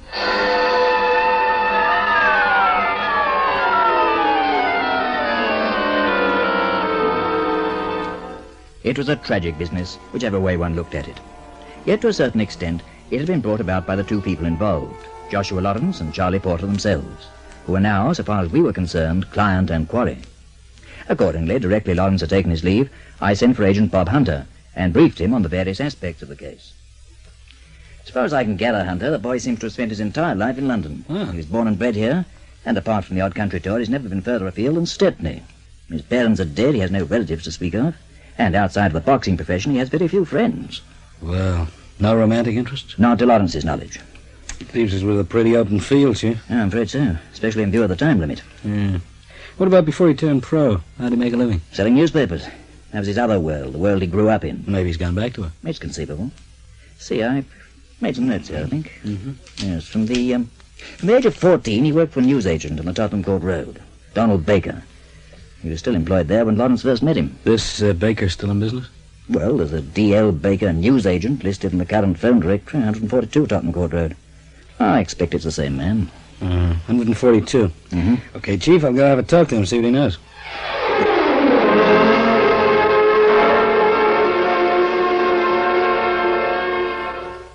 At Baker's news agency, not very far from Goodge Street Tube Station in the Tottenham Court Road, Hunter sought out the proprietor, Donald Baker, a plumpish, balding man of middle age. Charlie Porter. That's right. Whatever happened to that lad? Haven't heard of him in years. Not since I saw his name on the sporting bill at the Albert Hall. Oh, it must have been back in 51 or 52. Oh, he hasn't get in touch? He did for a while, when he was winning. Then he dropped a few bouts and, well, just faded out of the picture. How long was he working for you? Oh, let's see now. It must have been 5 or 6 years. Had a stand up on the corner of Oxford Street. Come to be a sort of home to him.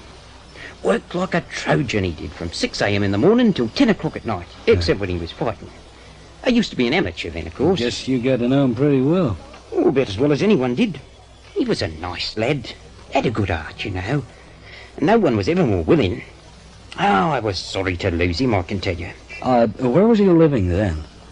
Somewhere in Aldgate, I think. Painter Roadway. I don't suppose you'd have the address. It's probably around somewhere, or I could look it up for you. Oh, if it's not too much trouble, I'd sure appreciate it. I'll have to go upstairs, though. I'll just ring for the wife. Never mind the shop while I'm gone. Sorry to keep you so long. Got so much junk up there, I can never find anything when I want it. That's okay. Any luck? Yep, for what it's worth. Yeah, so here it is. Charlie Porter, dear Mrs. T. Hollis, 221 Fowler Street, Aldgate.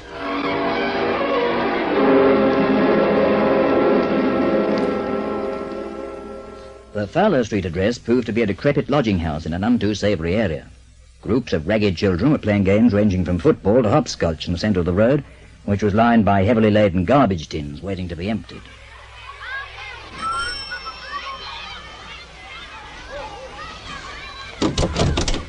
Good afternoon. Oh, good afternoon, ma'am. Could you tell me if a Mrs. Hollis lives here? Why, yes, I'm Mrs. Hollis. Oh, well, I'm glad to know you. I'm Bob Hunter from the Missing Persons Bureau. The police? Oh, no. No, we're a private organization. Oh, for a moment you had me worried.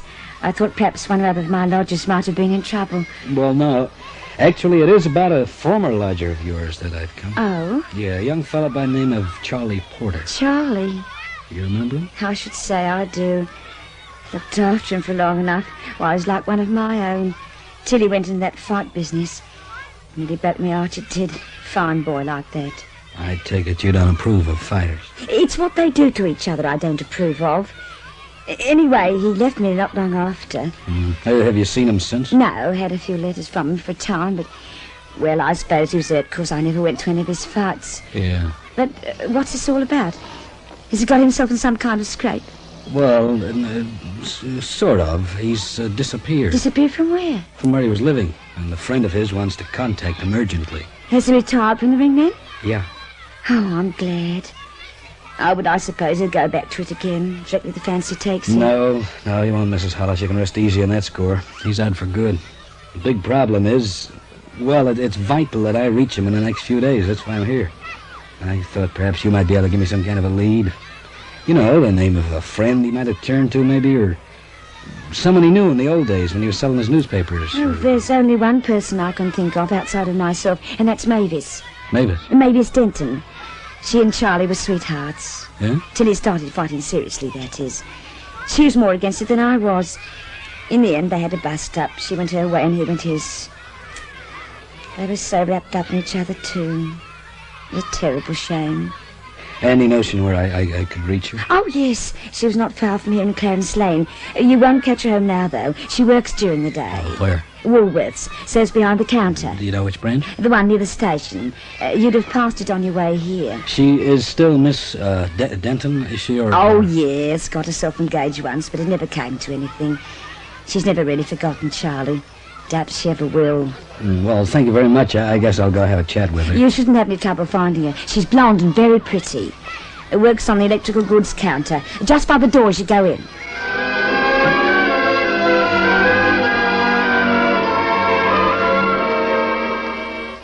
As luck would have it, Hunter encountered Mavis Denton as she was leaving to take a tea break, and having introduced himself, persuaded her to join him for a cup of coffee at a nearby cafe. No, Mr. Hunter, I'm sorry. Charlie and I have lost touch completely. I haven't set eyes on him since we quarrelled about his fighting. He left the district soon after that. Well, is there anybody you could think of who might know something? You know, anyone at all he's likely to contact? Not really. Apart from Mrs. Hollis and myself, he didn't have many close acquaintances. You say he's retired from the ring? Yeah, that's right. He hasn't been hurt, has he? Oh, well, he's taken a lot of punishment over the last few years. More than that's good for anybody. I tried to warn him, to try and talk him out of it, but he wouldn't listen. He had been told that he had the makings of a champion, and... Well, he had always wanted to be someone, and the temptation was just too much for him. It's an old story. They're all going to be champions when they start off. One or two make it, but the rest, big majority of them, they wind up like Charlie, broken down punch bags. Oh, it's so wrong. So dreadfully wrong. Well, I guess they figure it's worth the risk. Have you tried Bill Palmer? Bill Palmer? Who's he? Oh, he has a grocery store up the street. Charlie used to run errands for him when he had time off from his newspaper stand. Uh-huh. Occasionally they went to the football together, just the two of them. Yes, they were pretty close at one time.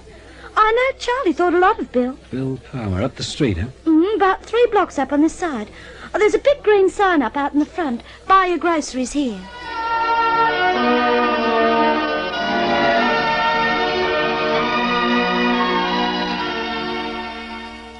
Oh, yes, he was quite a boy, was Charlie, Mr. Hunter. Full of beans and plenty of drive. Must say, though, it didn't get him far in the ring. Only saw him fight once. That was enough. Yes, got the ears belted off him. Sheer murder it was. That's too bad. You know, I really thought he had it. Yeah. You haven't heard from him at all lately, I suppose? No, I'm afraid not. For all I know, he could be dead. Yeah, well, if I don't find him in a hurry, he will be. What's that? Well, he's got to go in a hospital for a brain operation. Hence the urgency. Doesn't he know about it? No. It's a terrible thing. He cleared out before anybody had a chance to tell him. So you can see, Mr. Palmer, how vital it is. Try and think. When he left the hotel where he was staying, he was broken up. Now, his whole world had just been shattered because he'd been told he had to give up fighting. Now, can you think, where would he go in that state of mind? Who would he turn to? Not Mrs. Hollis or Mavis Denton, and not you, but who else is there? Yes, wait a minute. When he was a kid and things weren't too good, he always used to fall back on old Father Jeffries. Father Jeffries? Yes. Priest? Yes, priest. Charlie's a strict Catholic, you know. Brought up in a Catholic orphanage. Is this Father Jeffries still alive, do you happen to know? I couldn't rightly say. You see, this here used to be his parish till about 3 years ago. Yeah. Then he was moved out to Putney somewhere or other. You could ask at the presbytery, they'd know.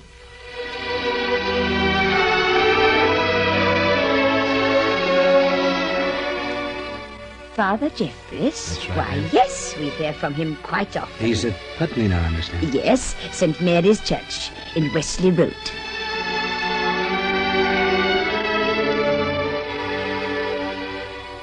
Father Jeffries proved to be a man in his early 70s, but age rested lightly on his shoulders, and he carried himself erect, his cheerful reddish face curiously free of wrinkles, his blue eyes keen and clear, and his smile broad, ready, and infectious.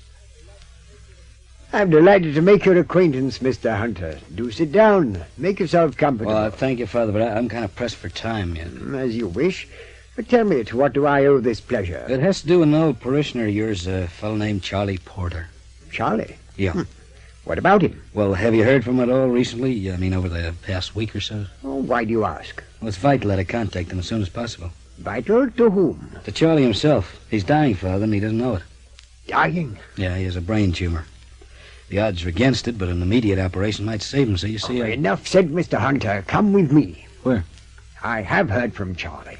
4 days ago he came here, and he told me the doctor had said that he had to give up fighting, and wanted to know if I knew of any kind of job that might suit him. He always used to come to me with his woes, you know, whenever he needed guidance or a shoulder to cry on. Well, were you able to help him as regards the job, I mean? Well, you might have noticed we have a rather beautiful garden here, as well as a large expanse of lawn. Yeah, I saw a guy hard at work with a mower out there. Yes, I used to push that same mower myself and tend the garden, but I'm afraid the years are catching up with me.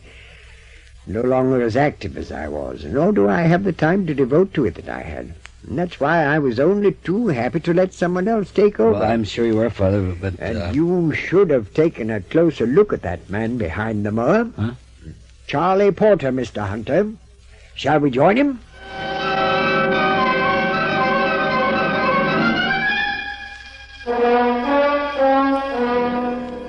Henry Simon returns to conclude this story in just a moment. And here again is Henry Simon. Charlie Porter received the news that he was dying a good deal more calmly than he had the doctor's verdict that he must give up fighting. It was Father Jeffries who convinced him, finally, that he still had very much to live for, and restored in him the will to carry on. Accordingly, 3 days later, the operation took place, and thanks to the skill of a prominent London brain surgeon, it was a success. On his subsequent release from hospital, Charlie was dispatched by Joshua Lawrence to a rest home in the north of England, where he was later visited by Mavis Denton, who the following year became his wife. And so, from the very jaws of tragedy, ultimate happiness emerged. And now, this is Henry Simon, inviting you to meet me here again, and for the present, bidding you au revoir.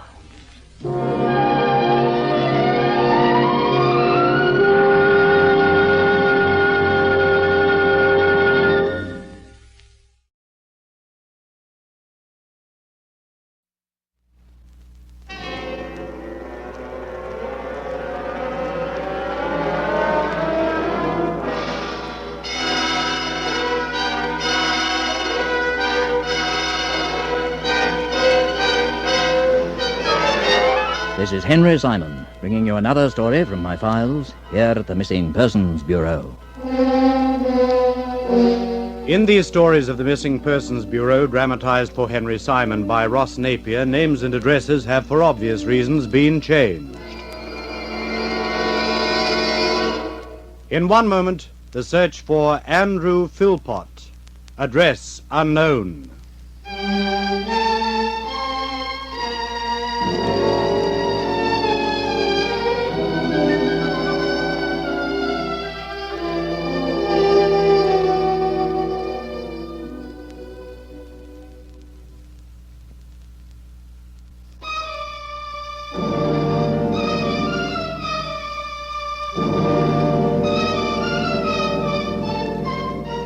And here again is Henry Simon. As I have often said in the past, the tracing of missing persons is a fascinating occupation.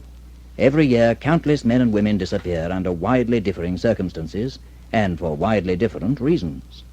One way or another, the majority of these people are traced, but quite a number are never seen again. Where do they go? How do they go? Why do they go? Those are the three basic and most pertinent questions which, if they happen to remain unanswered, become synonymous with the classification, address unknown.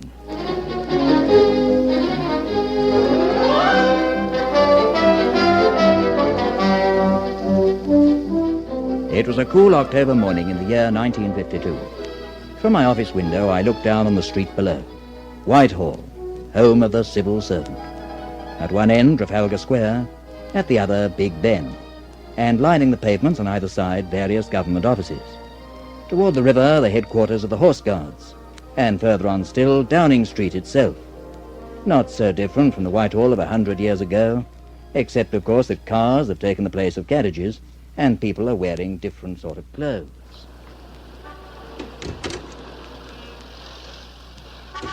Hey, you're not thinking of jumping out, are you, Chief? Oh, good morning, Studdy. I was just meditating upon the changes that the past century has wrought on the ancient thoroughfare of Whitehall. Well, the way it looks, it hasn't changed in 10 centuries. If you ask me, it needs a facelift. Oh, it has a certain charm about it. Yeah, well, that kind of charm I can live without. In that case, I shall close the window. I can see that you're in one of your caustic moods. Oh, I guess I got out of bed on the wrong side. Did you read that Paxton report by any chance? Not yet. I'll get around to it this afternoon. I'm expecting a client at any moment. A fellow named Hopkins. He rang for an appointment yesterday. Anything of note? It's difficult to say. Kept gabbling on about this and that, going off tangents, you know. Seems he owns a block of flats, and one of his tenants has disappeared. Oh, don't tell me he wants us to collect some back rent. It'd need to be a very considerable sum to make it worth his while coming to us. Hey, don't you believe it. Some of these landlord characters cheerfully spend a fortune to collect sixpence. I had one chase me from Gravesend to Chalk Farm once, claimed I owed 10p on a gas bill. Oh, did you pay up? Yeah, but not before he'd spent a good 10 bob on phone calls and so forth. Then it turned out it was his mistake anyway, so he had to spend another bob or so posting it back. At least he was honest. Ah, for 10p he could be Al Capone. Yes? There's a Mr. Hopkins here to see you, Mr. Simon. Oh, fine. Thank you, Pauline. Would you ask him to wait just a moment? Yes, sir. Okay, Chief, I'll leave you to it. There's nothing else we had to discuss, was there? No, not that I can think of. I'll be in my office if you want me. You won't forget that report now, will you? No, I shall have finished reading it by 3. Oh, you might tell Pauline to bring in Mr. Hopkins as you go out, will you? Uh-huh. Hey, it just struck me. If this guy owns a block of flats and he's lost a tenant, he must have a vacancy going. Now put in a word for me, will you? I'm in the market for a flat myself.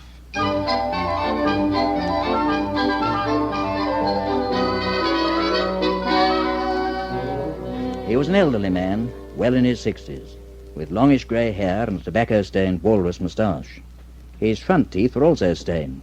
and when he smiled he revealed 3 prominent gold fillings, which looked as much a part of him as the teeth themselves. He had a slight squint in his left eye, and a receding chin that gave his face a sort of mournful expression. His fawn suit had a rather faded look, and the hat he carried had been in fashion 30 years before. I'll just rest it here on the desk, if that's all right with you, Mr. Simon. Certainly. Wouldn't part with that hat for the world. I've had it since 1925. It stood the test of time well? Same as these here shoes, 1933, and I've only had 'em half-soled 4 times. Remarkable. Oh, they made good stuff in those days, and no mistake. A far cry from the trash they turn out now. Oh, take this suit. Believe it or not, there's 20 years' wear there. Bought it the year after I got the shoes. No, I'm a liar. The year before. Well, that's really now, by way of contrast, how long have you had yours? I beg your pardon? The suit you've got on, how old is it?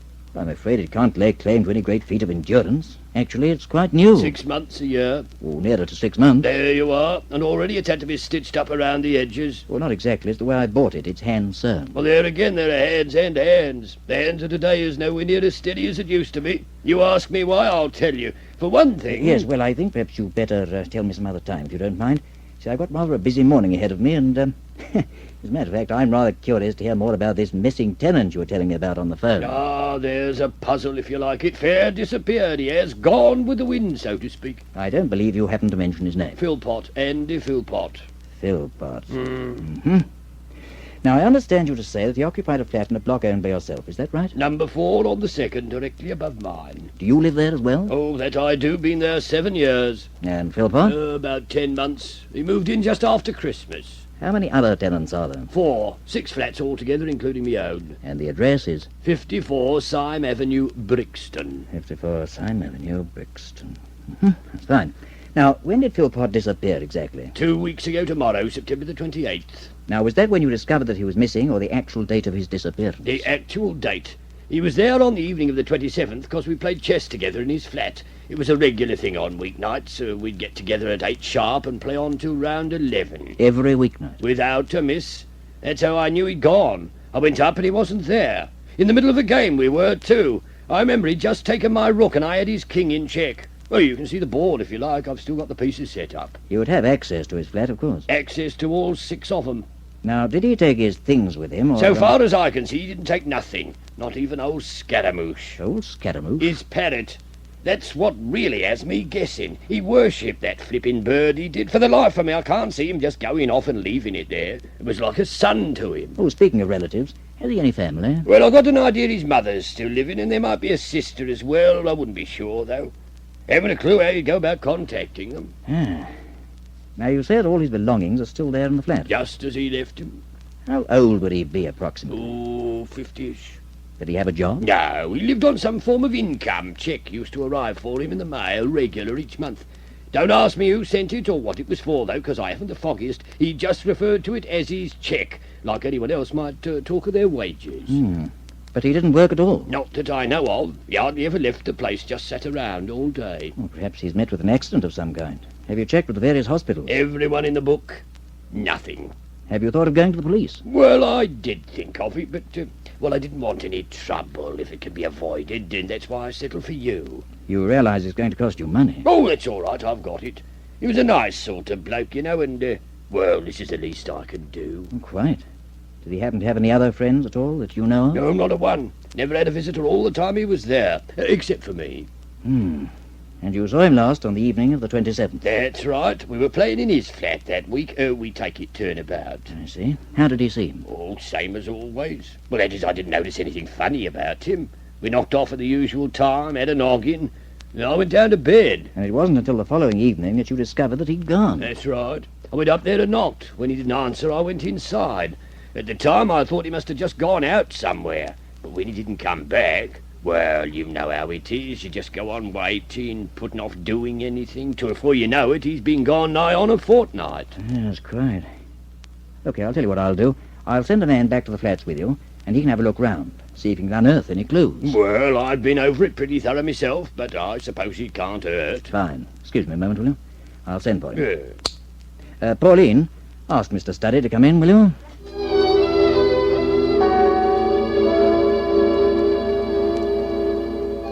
And so it was that Studdy accompanied Hopkins back to the latter's block of flats in Syme Avenue, Brixton, It was a pre-war block in reasonable condition, and it consisted of 3 floors with 2 flats on each.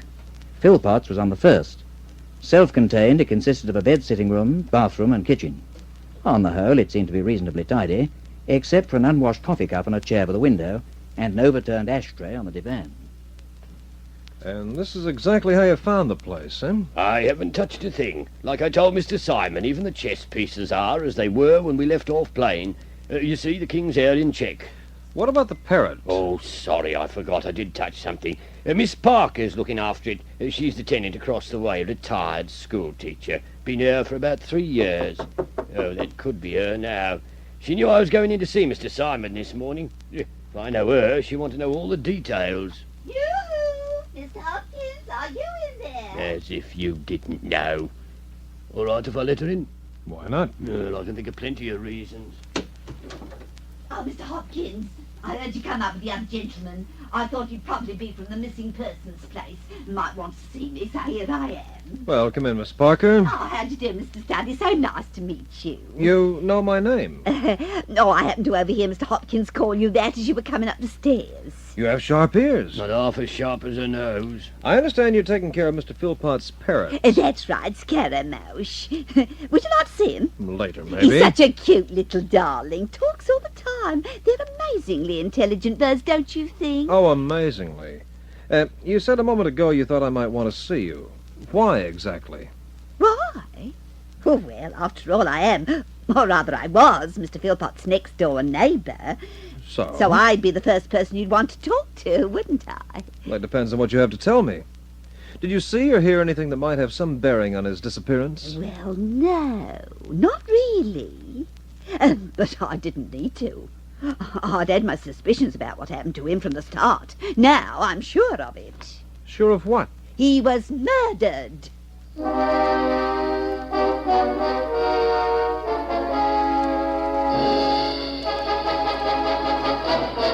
Henry Simon returns to continue this story in just a moment. And here again is Henry Simon.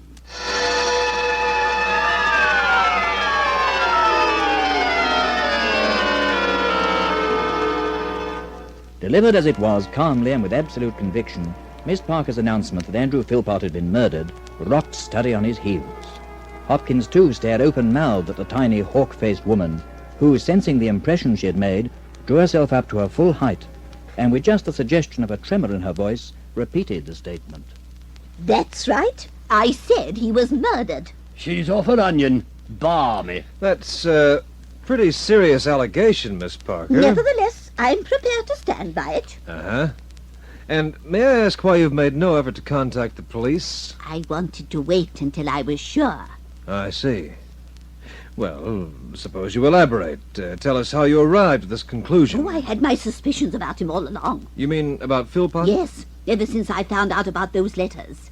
What letters? The letters with the money. The ones he received every month. Oh, yes. I believe Mr. Hopkins mentioned something about his having a private income. Income is a polite word to use. Just what are you inferring? I'm inferring that Mr. Philpot was a blackmailer, and that the money he received every month was extorted from one of his victims. Cool, lummy, now I've heard the lot. Anyone with half an eye could see he wasn't the sort of man to have private means. It could have come from anywhere, you silly old goose. Mr. Hopkins, please. How did you find out about the letters, anyhow? As if I didn't know. I made it my business to find out about them. To my mind, a man of his age who doesn't work is someone to be watched. He never had any callers. He rarely ever went out. In fact, the only contact he seemed to have with the outside world was those letters. Is it any wonder I became curious about them? I suppose you steamed one open to find out what was inside. Precisely.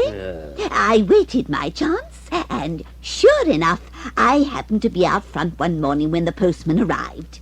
Mr. Philpot didn't seem to be about, so I took delivery for him. It was registered, of course, but the postman knew me, and he let me sign for it. Then I took it upstairs and steamed it open with the kettle. And out popped one of Mother Carey's chickens. There was just a cheque inside, made out to cash. No covering note, nothing but the cheque. All right, we'll bite. For how much? £50. Well, that's all very natty, Miss Parker, but what with blackmail and steaming letters open and so forth, where does murder come into it? It stands to reason. His blackmail victim finally caught up with him. In other words, the person who'd been sending him the check? Of course. And where did he put the body? Down the flipping sink? There are many ways of disposing of a body, Mr. Hopkins. I can name one I'd like to dispose of here and now. But I haven't finished yet. There's more to come. God help us. I think the proof of what I've just said lies in the fact that this month's letter hasn't arrived. Eh? It was due on the 6th. It is now the 11th. It could have been delayed, of course, but it would seem a little too much of coincidence that it should happen now of all times, particularly as it's never been late before. You mean to say it used to come on a certain day of the month? The Thursday of every 4th week, without fail. And it was due last Thursday, eh? It was. So what does that prove? Just this, Mr. Hopkins. Whoever was sending him those checks knew there was no need to send him one this month, because he wasn't here to receive it. And the only person who could have known that, apart from ourselves, was the man who murdered him. Oh, but Miss Parker, you can't say a man's been murdered unless you have direct evidence of If some that's kind of... not direct enough, I'd like to know what is. Well, as Mr. Hopkins pointed out a moment ago, for one thing, you need a body. No, I've no doubt that will be found in due course. Besides, isn't that what you specialize in? Finding things? Yes, but live things, not dead ones. I shouldn't think it makes any difference. But I don't intend to stand here and argue the point. I've done my duty by telling you all I know. I can't do more than that. No, ma'am. Now, if you'll excuse me, I'll get back to Scaramouche. You're excused. I'll see you later, Mr. Hopkins. Good morning, Mr. Study. Yeah, her and that flippin' parrot make a good pair. Neither one of 'em ever stops talking, and they both make as much sense as each other, with the parrot in front by a beak. Oh, remind me to keep clear of the parrot. Yeah, all the same, there's something in what she says about that letter not coming. Yeah. I meant to ask her if she happened to notice the postmark on the one she steamed open. Well, just open the door. You'll find her out there listening. How do you do, Miss Parker? Lovely day. Oh, Mr. Hopkins, you frightened the life out of me. I was just... Just listening at the keyhole, I know. Mr. Study wants to ask you about the postmark on that letter, the one you steamed open. Oh. Yes, you didn't make a note of it by any chance? Oh, dear me, no, I didn't. I was in such a hurry to seal it back up and get it to Mr. Philpott. It didn't occur to Right, me. thank you, Miss Parker. Good morning. Wouldn't you know it? When she gets a big chance to be of some real help, she don't even know what day it is. Yeah, it's a pity. Whoever's been sending those checks could be the one person who might know something. Well, why don't we have a look around? Never can tell. Might come across one of the old envelopes. Yeah, we might at that. Come on, we'll start in these drawers. You take that lot, I'll take this. Between them, the two men searched Andrew Philpott's flat from top to bottom, going through cupboards, turning out drawers, the pockets of old clothes, and inside 20 minutes they'd unearthed not one but 4 identical envelopes, all bearing registration marks, and all quite obviously from the very same source. Well, I guess these must be the ones. Not much doubt of it. He didn't get any other mail that I know of. Nosey'll soon tell us. Hey, Maggie! Did anyone call? Come here and look at these. Are they the envelopes the checks come in? Oh, that's them all right. I'd recognise that writing anywhere. Yes, well, there's no sender's address, but the postmark's clear enough on these two. Malabar, Norfolk.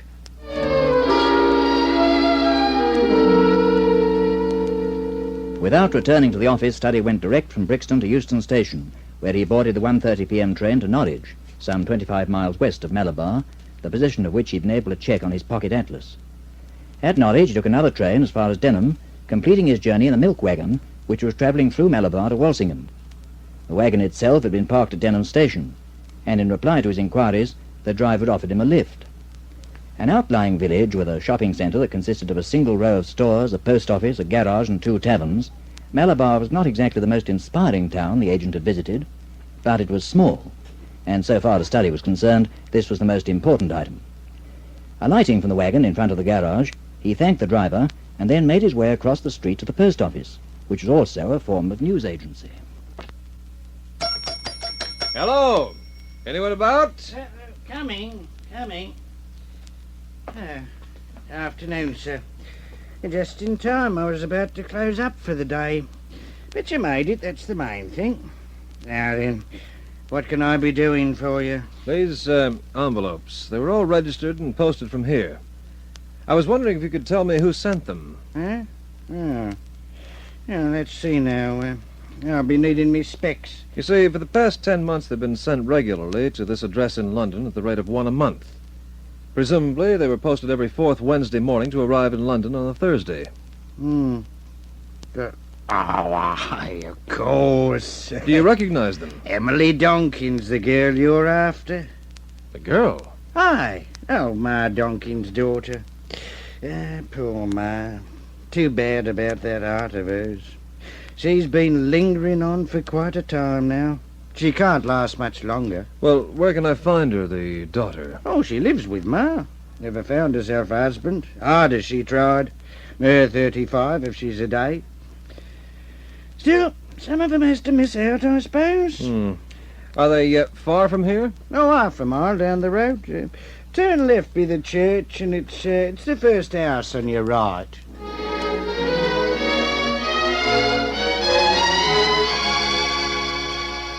It was a tiny weatherboard cottage with a blue tin roof which was badly in need of painting, and a front door that was all but swinging loose on its hinges.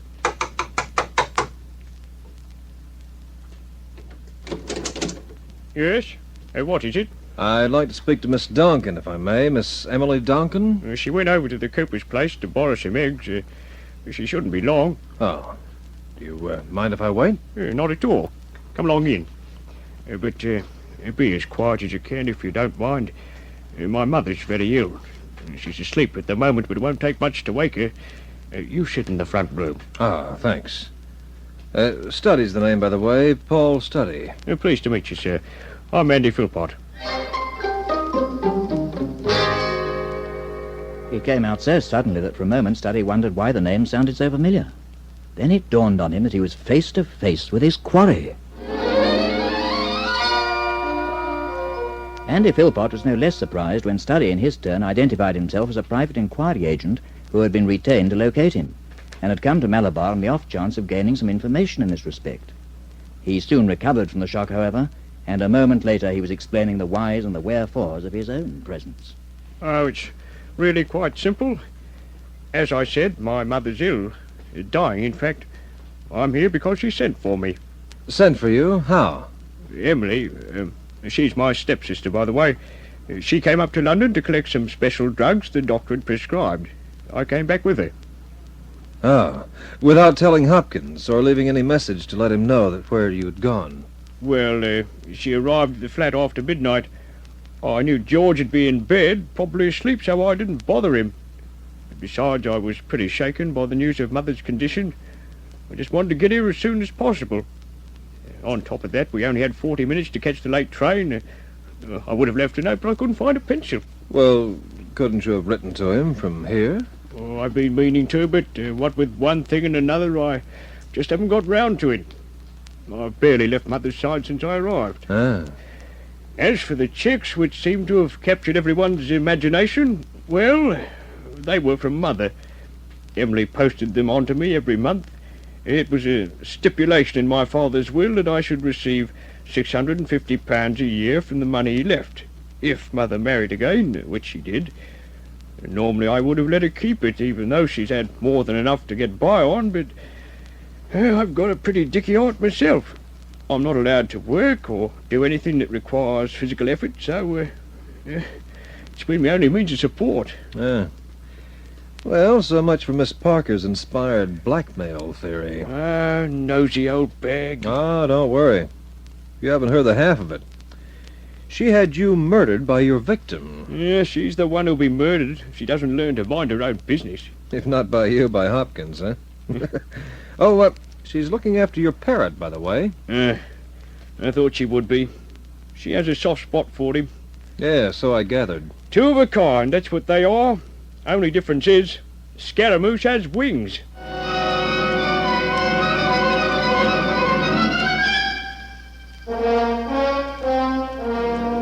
Henry Simon returns to conclude this story in just a moment. And here again is Henry Simon. And so the mystery of Andrew Philpott's disappearance was solved, with no bodies in attendance, no ransom notes, and not one drop of blood. Poor Miss Parker was most put out by the whole thing. Still, I expect she's recovered by now, and is doubtless still delving into everybody's affairs but her own. And now, this is Henry Simon, inviting you to meet me here again, and for the present, bidding you au revoir.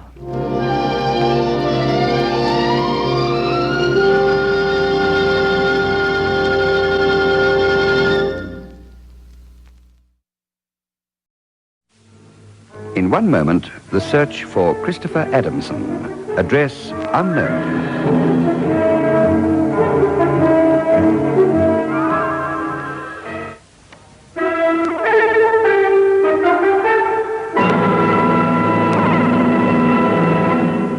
And here again is Henry Simon. Sometimes before in this series of programs, I've talked about the motives for disappearances. It never ceases to surprise me that not only are two cases never the same, but there are even so many basically different reasons for a person not being where he or she ought to be. Just when I feel that I've now seen everything, along comes a case which is totally different from anything that's gone before. The disappearance of Christopher Adamson was an example of what I mean. His father, George Adamson, a noted London broker, came to see me one Monday morning in June of last year.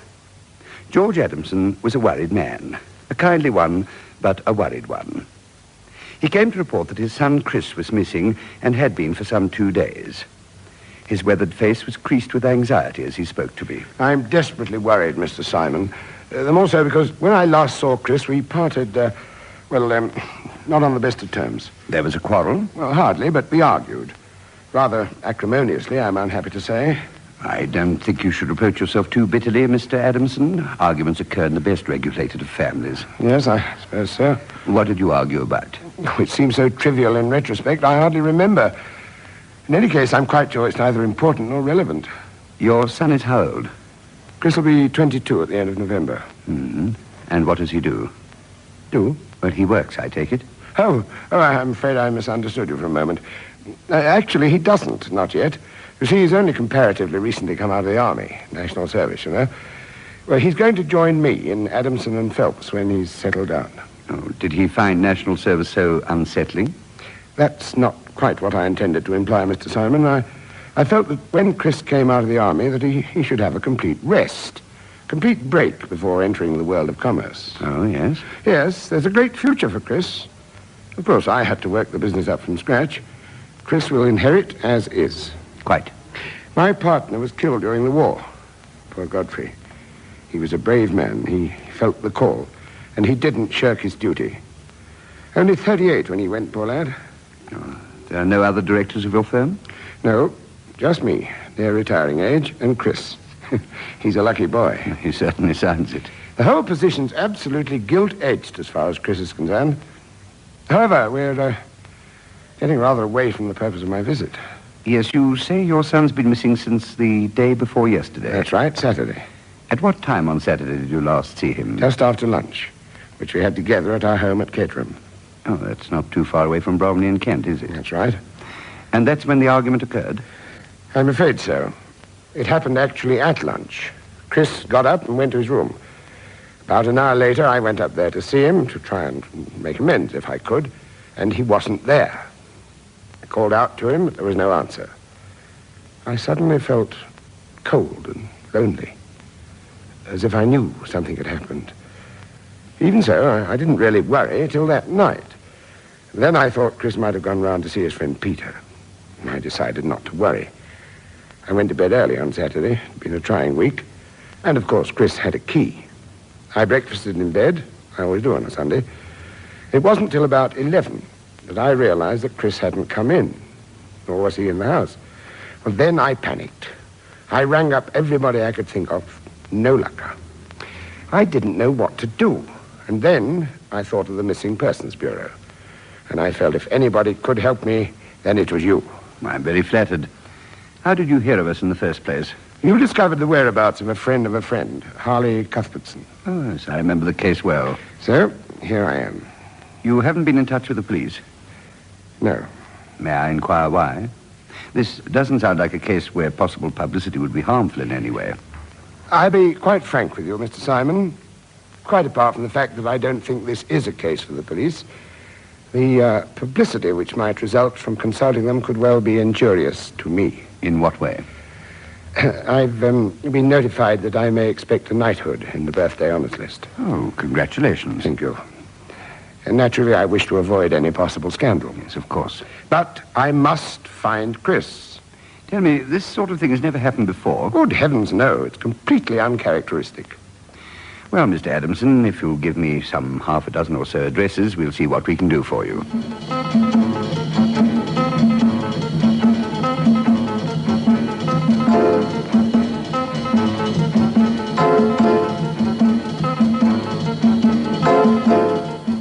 After George Adamson's departure, I called in Agent Brad Farley and detailed the case to him. He listened in attentive silence. There was a long pause when I finished speaking. Then he spoke. Chris Adamson. He'd be quite a catch, wouldn't he? Meaning? I mean, from a blackmail point of view. Oh, he would, but I don't think it's even remotely likely. This isn't Chicago, you know. Yeah, okay, Chief. I know it happens very rarely in England, even so. No, it looks to me rather like a case of pique. Son, newly endowed with freedom from the army, and perhaps even having attained some rank, doesn't yet feel like bowing to parental wishes. Yeah, but from what you've told me, old Adamson seems rather a genial old stick. Oh, yes, but even so. Even so, it's worth considering. I must say that when you said that Adamson would be quite a catch, I was thinking along rather different lines. Cherchez la femme? But with rather a difference. Whilst I think that our client is 100% reliable and honest, I don't think he gave us quite the complete picture. Well, he answered all the questions you put to him, didn't he? Very nearly. To be more accurate, he answered all but one. That one being? The cause of the lunchtime quarrel between himself and his son. Oh. The quarrel which took place immediately before Christopher Adamson's disappearance. When I questioned Mr. Adamson Sr., he simply said something to the effect that it had, well, no bearing on the case. And that was the only question that he didn't answer? Yes. But then I didn't ask all the questions. Oh, why not? I didn't want to do all your work for you, did I, Farley?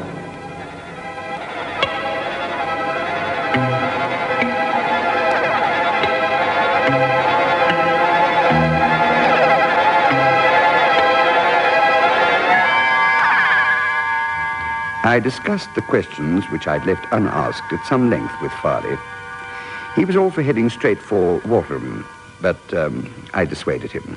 I felt that as Chris Adamson's close friend Peter Simpson lived nearer at hand, he might call there first. You're Mr. Peter Simpson? That's right. I'm Farley, Brad Farley, Missing Persons Bureau. Are you indeed? Well, then you must be looking for Chris, right? Check. I've been away for the weekend, but my mother told me when I came in that Mr. Adamson had been on the telephone. What's it all about? That's what I'm trying to find out. You were in the army with Christopher Adamson, right? That's right. We were both in the signals. Can you think of any reason for him having gone off like this? No, I can't. But supposing he hasn't just gone off, supposing he's been kidnapped. Yeah, that thought occurred to me. But it's not very likely. At least I'm told it isn't. Well, he's quite a catch. Yeah, something tells me I've been here before. Look, what about girlfriends, huh? Mine or his? His. Norma O'Brien. Smasher. Nightclub hostess. Oh, that sounds promising. You should see her. I intend doing just that. By the way, does the old man approve? I don't really know that he's in the picture. Oh. Or if you're seeing him, I don't think I should mention it. Actually, I'm sure he wouldn't approve, although he'd be very nice about it. He is very nice. Yeah, so everybody keeps telling me. Whereabouts this Norma O'Brien, Hyman? Yes. Irish blood somewhere back down the line. I don't know where she lives, but she works every night at the Blue Feather off Forsyth Street. Oh, yeah, I know it. Do you think she's mixed up in all this? Could be. She'd at least supply a motive of sorts. Well, anything else I can tell you? Not just at the moment, no, but don't run away. I'll be back.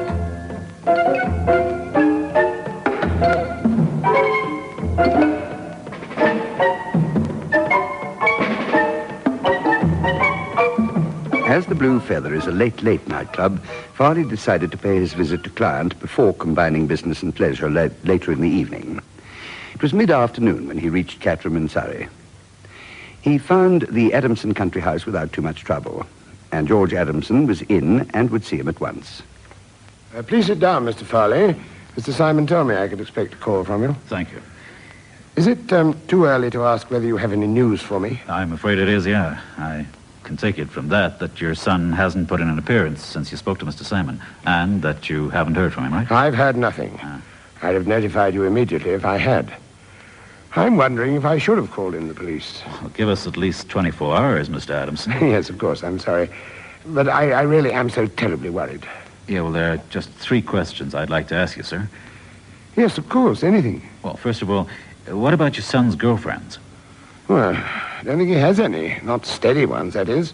Oh, he dated a number of pretty girls like any other young man of his age. But I don't think any more than once or twice at the most. What's your second question? You told Mr. Simon that you couldn't think of any reason why his son should leave home voluntarily. You haven't thought of any reason since you left our office? No, I haven't. I did tell Mr. Simon we'd had a bit of an argument on Saturday, though. Although I think that was hardly a motive for Chris to leave home. Well, that brings me to the third question. What was the argument about? Well, I did also say to Mr. Simon that couldn't possibly have anything to do with the case. Yeah, I know you did, sir, but would you let me be the judge? Rest assured that anything you say to me will be treated as being in the strictest confidence. Well, if you must know, we talked about money. Oh. Funnily enough, that was another thing I was going to ask you.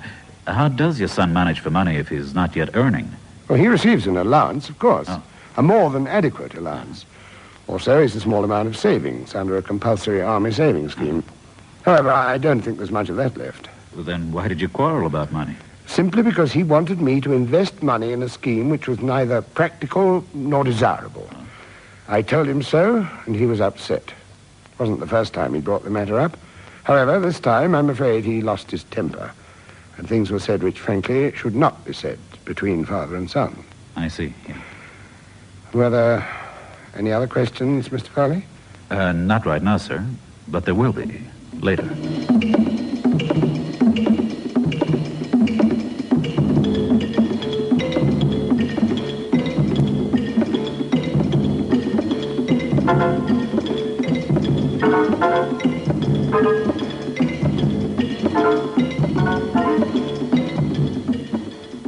And though he appeared to tell me more than he told you, Chief, now I come to analyze it, I don't think he did.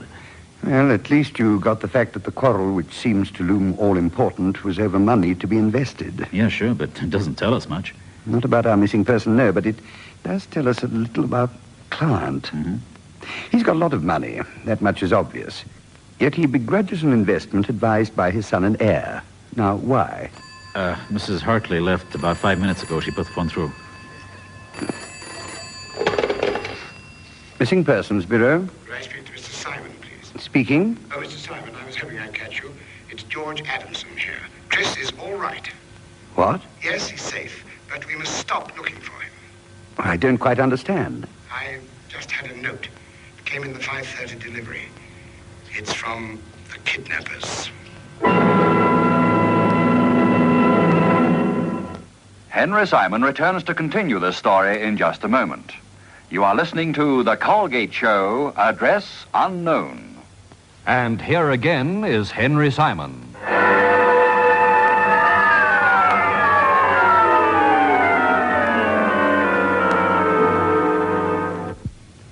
I must admit the news staggered me. Farley had mentioned the possibility of blackmail, but kidnapping was not even considered. Would you mind repeating that, Mr. Adamson? I received a note from Chris's kidnappers. It arrived not 2 minutes ago. Well, do you mind reading it to me? Well, it does say that any search in progress must be called off. Does it specifically say that you mustn't divulge its contents? No. Good. Then will you please read it to me? It says, if you want to see your son again, you go to your bank first thing in the morning and get £10,000 in small denomination notes, used ones. When you get back to your house with the money, there will be a further communication. Your son is well, and he'll stay well so long as you follow out these instructions and also call off any search you may have instigated. Well, at least they're literate. Is the note written or typed? Looks like separate words cut out from newspapers. It would be. What are you going to do? I'm going to follow the instructions to the letter. £10,000 won't break me. The kidnappers have known me better, they'd have asked for more. I felt from the start that it was a case of kidnapping. My immediate feeling is one of relief. Yes, I can understand that. You can rely on us to do nothing which might jeopardize your son's safety. And I'm very glad you agreed to call off the investigation. That's not quite what I said, Mr. Adamson. I said I'd do nothing to jeopardize your son's position, and I mean just that. However, there's one thing you can do for me, if you will. What's that, Mr. Simon? Please phone me after the kidnappers have contacted you tomorrow morning. Do you think that's wise? Mr. Adamson, this is not America. Your phone will not be tapped. Rely on me, and please trust me. But phone me.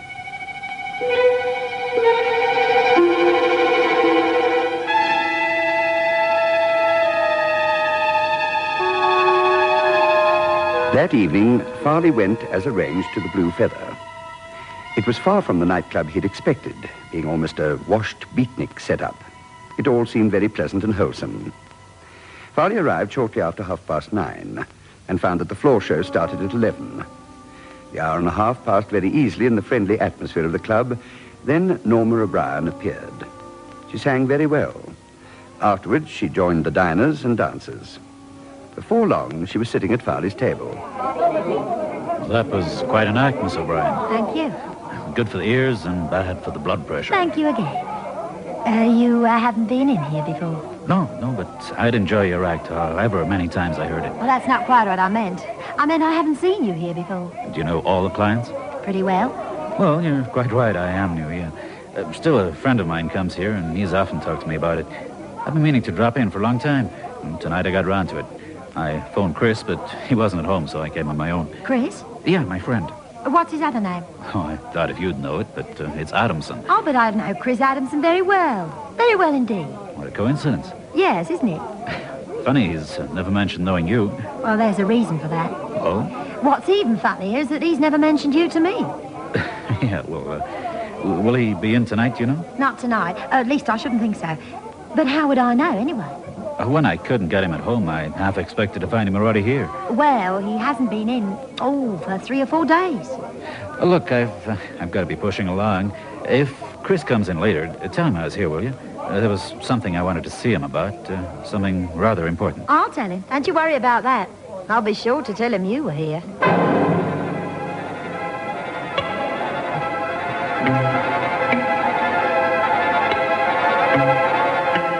It was shortly after 10 the next morning when the call from Adamson Sr. came through.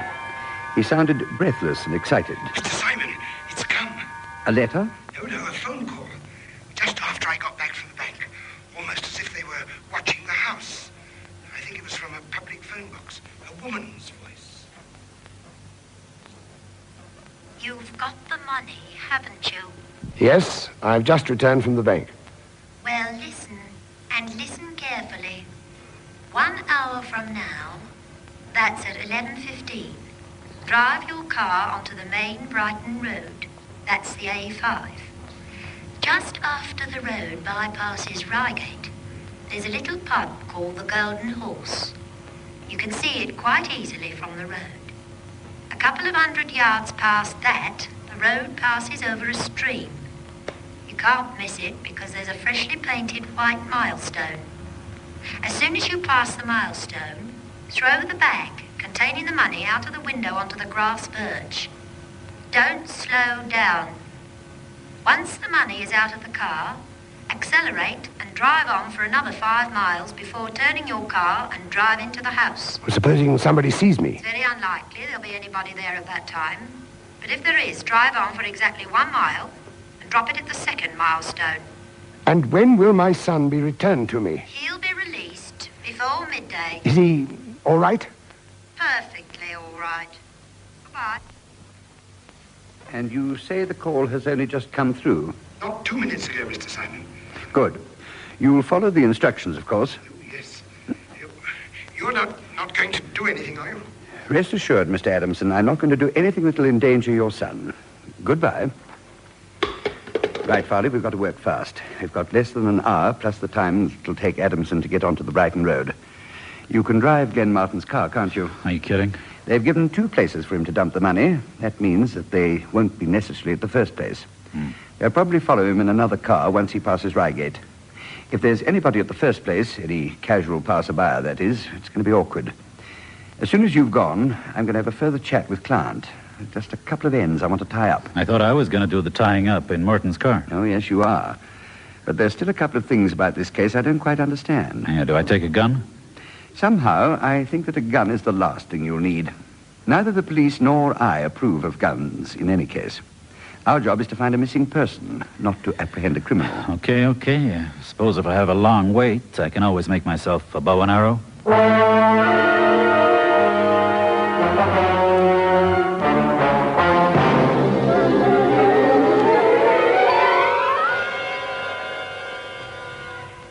Mr. Adamson, there's something I want to add to what I said to you just now. Yes? You're not a fast driver, are you? No. Good. Today I want you to be particularly slow. What are you going to do, Mr. Simon? I'm going to give you some sound advice. You must trust me completely. I had to let you go to the bank this morning because it was quite on the cards that your movements were being watched. However, in your own home, you can't be observed. Be assured that the kidnappers don't know about your phone calls. Supposing they've been trying to get me? It's most unlikely. If what I think is correct, in any case, anybody could be phoning you. Now, what I want you to do is this. I want you to pack the bag that you intended filling with money with newspaper of about the same bulk. But, Mr. Simon, they'll just take it out on Chris. I don't mind the money. Please really, I don't. Please trust me. I'm quite certain your son will not suffer in any way. Now, please do as I say. There isn't much time. You'd better start right away. Very well.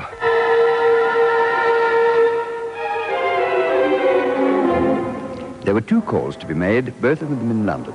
I left instructions with Mrs. Hartley and set out on the first. Here, I drew a blank. I'm afraid she's out, and that's rather surprising. She usually sleeps till midday. Well, I mean, if you work till the early hours, you've got to catch up and you sleep sometime, haven't you? Stands to reason. Matter of fact, I can't ever remember her getting up this early, but 8 o'clock and she was out. Crack of dawn for her. I tracked Peter Simpson, the missing person's friend, to his office in the city.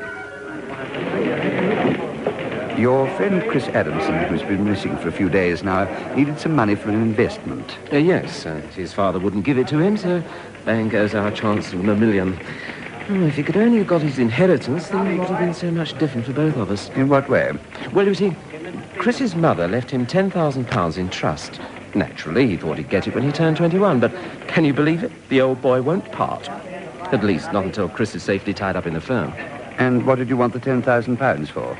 We had first option on a garage and roadhouse in a very good position on the Brighton Road, but now Chris has disappeared, his father won't part, and the option expires tomorrow. Henry Simon returns to conclude this story in just a moment. And here again is Henry Simon. 3 cars passed the Golden Horse on the main Brighton Road within minutes of each other that same morning. The first, Agent Martin's red sports car, driven by Farley, pulled off the road just past the milestone. Fortunately, bracken was thick enough just to provide enough cover. Hardly had Farley got himself into position than another car passed.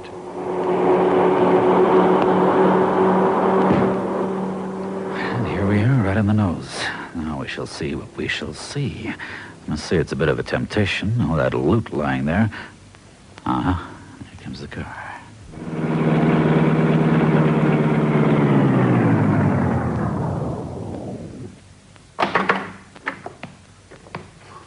Well. Good morning, Miss O'Brien. Fancy meeting you here. Oh, yeah. Isn't that our missing boy, Chris Adamson, at the wheel? Guess what? My car's broken down. I wonder if you two would be kind enough to give me a lift back to town. The curious thing was that although Chris Adamson had in fact blackmailed his own father, the money was his legitimately anyway. It was an odd situation. Odder still was the fact that it did nothing to destroy the bond between father and son. George Adamson, having received proof positive of his son's determination to carve a way for himself rather than move into a ready-made position, made no further attempts to withhold the necessary money. And now, as always, this is Henry Simon inviting you to meet me here again, and for the present, bidding you au revoir.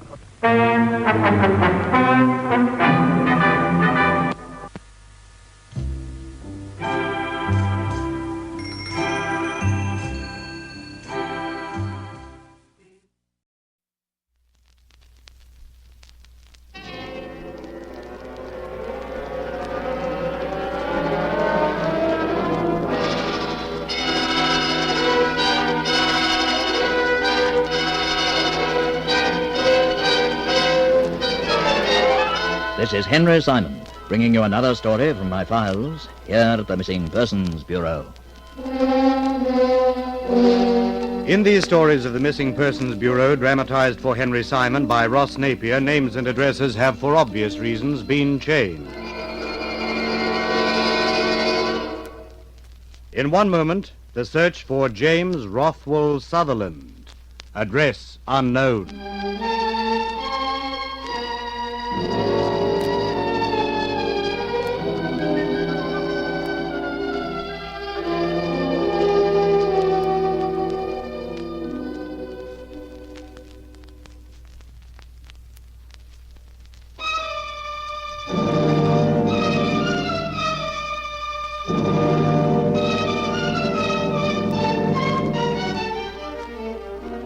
And here again is Henry Simon.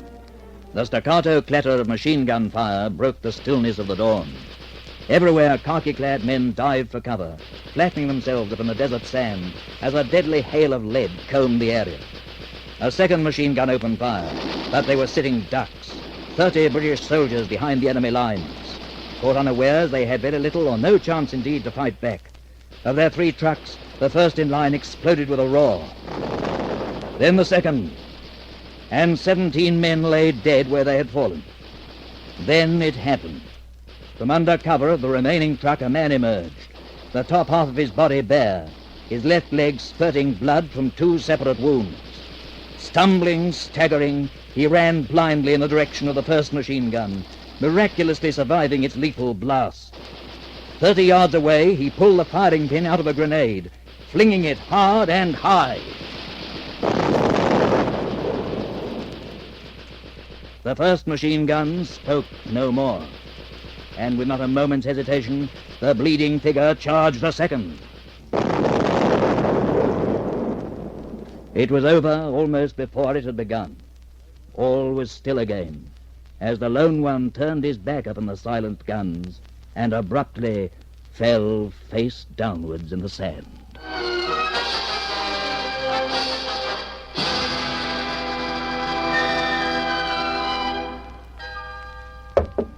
Yes? You sent for me, Major? Yes. Come in, Lieutenant. Sit down, sit down. Thank you, sir. Well, how is he? He'll pull through. Fine. And the leg?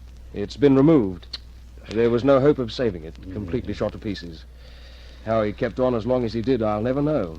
A very brave young man. I've never seen a braver one, sir. Without any doubt, he saved the lives of 12 men, mine included. At the same time, putting 2 machine guns out of action? If I hadn't seen it with my own eyes, I'd never have believed it possible. He ran straight at them, sir, directly into their fire. It's a miracle he's alive to tell the story. A miracle and nothing less. He'll be cited, of course. To my way of thinking, there's no medal big enough. There is one, perhaps. I'm recommending him for the Victoria Cross.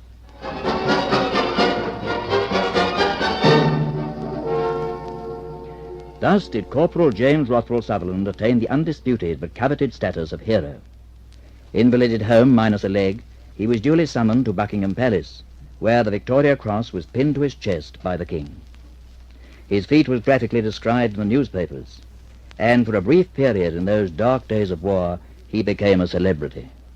Indeed, it is said that he was accorded more tributes and feted more lavishly than any V.C. winner before or since. It was, therefore, not very surprising that I remember his name so well when it was brought to my attention some 6 years later, in the August of 1948, by a caption in the Daily Chronicle. V.C. winner disappears.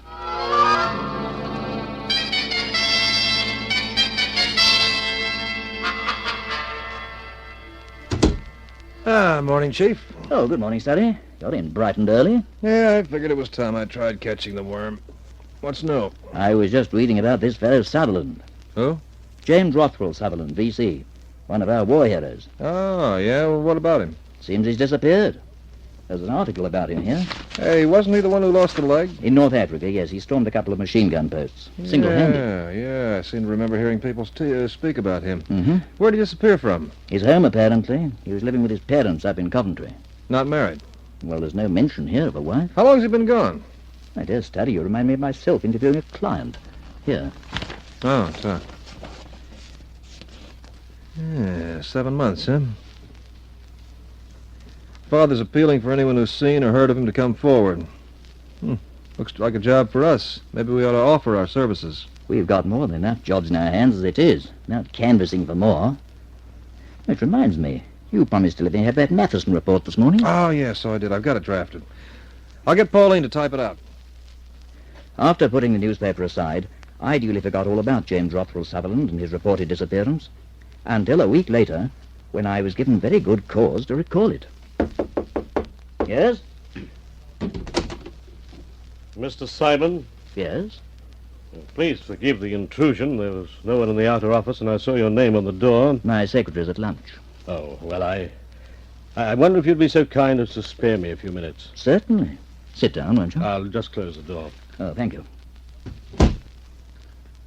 Sutherland's my name, Frank Sutherland. I'm here about my son, Mr. Simon. You may have heard of him. James Rothwell Sutherland. He was a VC winner in the last war.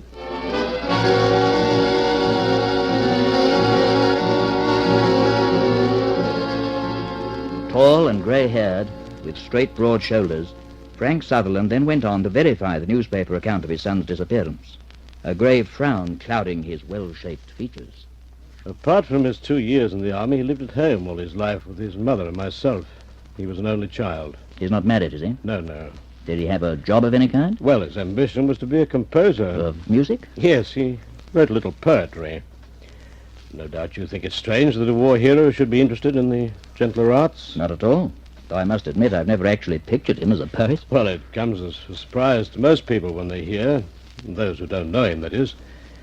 However, he's never shown himself to be unduly gifted either as a composer or as a poet. You know, he did write a few verses for some magazine or other.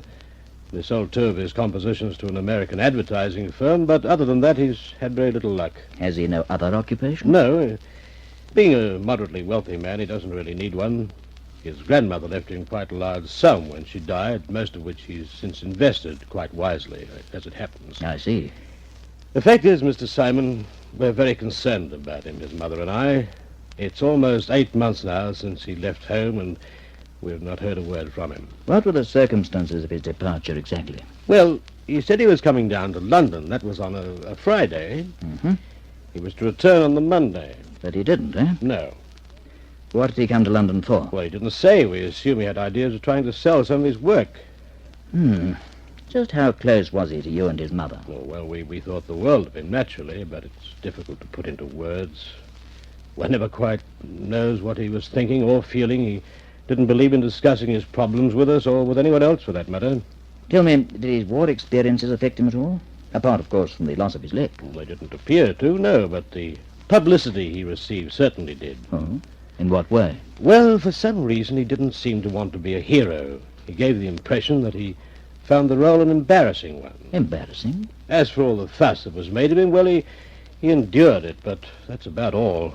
At one stage, there was talk of erecting a statue in his honor. He wouldn't hear of it. I've never seen him so emphatic about anything. He's an odd boy. I can't tell you what a shock I got when I heard of his bravery. He was the last person I expected to distinguish himself in battle. What I mean is, by nature, he's always been so meek and mild. The thought of him charging 2 German machine gun nests, wiping them out, well, for long enough I simply wouldn't believe it. But there can be no doubting the fact that he did just that. There were 12 witnesses, including Lieutenant Charlton, one of his officers. It's often at times of great stress, you know, that people reveal their true selves. True. Did he have many friends? Not really, no. He's always kept pretty much to himself. Romantic interests? Oh, the only girl he ever displayed any interest in at all was Judith. Judith? Judith Barry. She lived next door to us. Still does, for that matter. They were seeing quite a deal of each other at one time. Was there ever any talk of marriage between them? Well, it was more or less assumed that they would marry eventually. Assumed? By whom? By both families. Were they keeping company up until the time of his disappearance? Off and on, yes. They go to the cinema once or twice a week and occasionally to a dance. And he gave her no indication at all that he was going away? No more indication than he gave anyone else. She was quite put out about it, for which I couldn't blame her. I think she rather took it for granted that they'd be married too, although I'm almost certain he never broached the subject with her. Were they friendly before the war? They've known each other since they were at school. While he was away, they corresponded quite regularly. How old is Miss Barry? 25, 26. And your son? 29. Did he know anyone in London? Was there anyone in particular he might have contacted? No one I can think of. Unless... Yes? Well, about 3 months before he left, Ron Charlton came to see him. Ron Charlton? The officer I spoke of, the one who was with him when he lost his leg. Oh, yes, yes. What was the purpose of his visit? Well, he was passing through and stopped by to say hello. I remember him telling James if ever there was anything he could do to help him anyway, not to hesitate to let him know. I see. You wouldn't know where he could be contacted? I'm afraid not. Curiously, till now I never really gave him much thought. Oh, I dare say I can find out from military headquarters. A lieutenant, did you say he was? Yes, I believe he was later promoted to captain. Captain Ron Charlton. Fine. Well, no sense in delaying it. I'll phone them right away.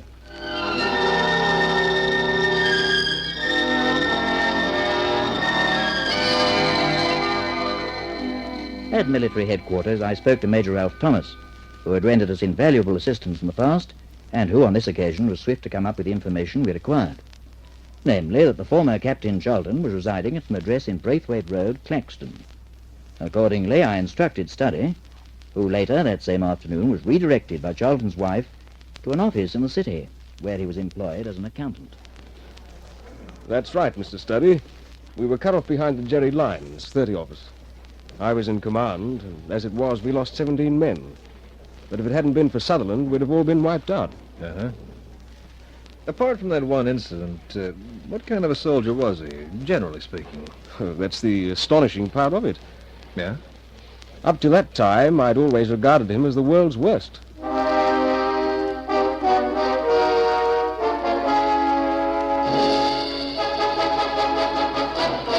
Henry Simon returns to continue this story in just a moment.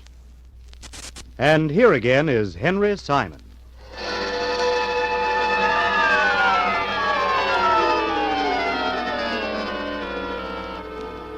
Despite the fact that our investigation was barely underway, we'd unearthed some surprising information regarding James Rothwell Sutherland, V.C. In his father's words, he was anything but the heroic type, and as described by his former superior, a very poor soldier. I don't quite get it, sir. Could you maybe elaborate a little? There are 3 types of soldier, Mr. Studdy. The born soldier, who makes a business of fighting and loves it. The motivated soldier, who fights for something he believes in and makes the best of it. And the unmotivated soldier, who dons a uniform and takes up a gun because circumstances force him to. Sutherland belonged to that group. He was a soldier without incentive, a soldier who was never sure what he was fighting for and who really didn't care. But he must have cared some to do what he did. At that crucial moment, something obviously happened to make him care. What that something was, I wouldn't know, and I very much doubt if he does himself. I only know that it saved 12 lives, mine among them. I understand you paid him a visit at his parents' home some time ago. I was passing through Coventry on my way to Birmingham. I dropped in to pay my respects. According to his father, you told him if there was ever anything you could do for him, you'd be only too happy to oblige? That's right. You didn't take advantage of the offer? He hasn't to date, no. As I said, I haven't heard from him.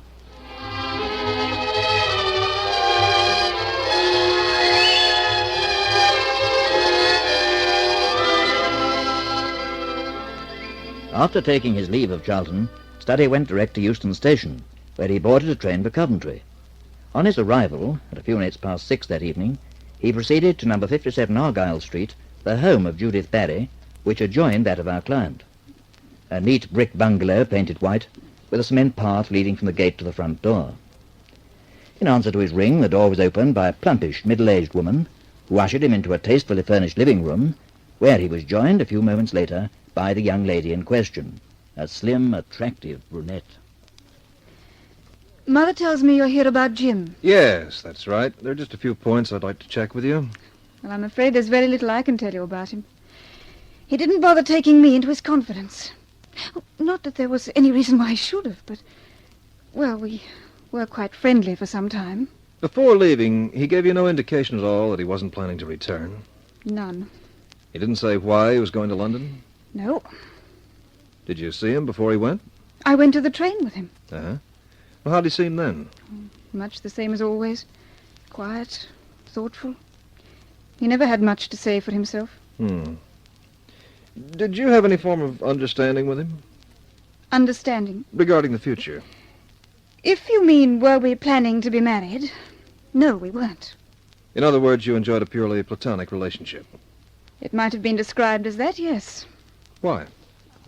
I beg your pardon. Well, believe me, Miss Barry, I'm not being personal just for the sake of it. I'm trying to get a picture of what the guy was like, what made him tick, you know?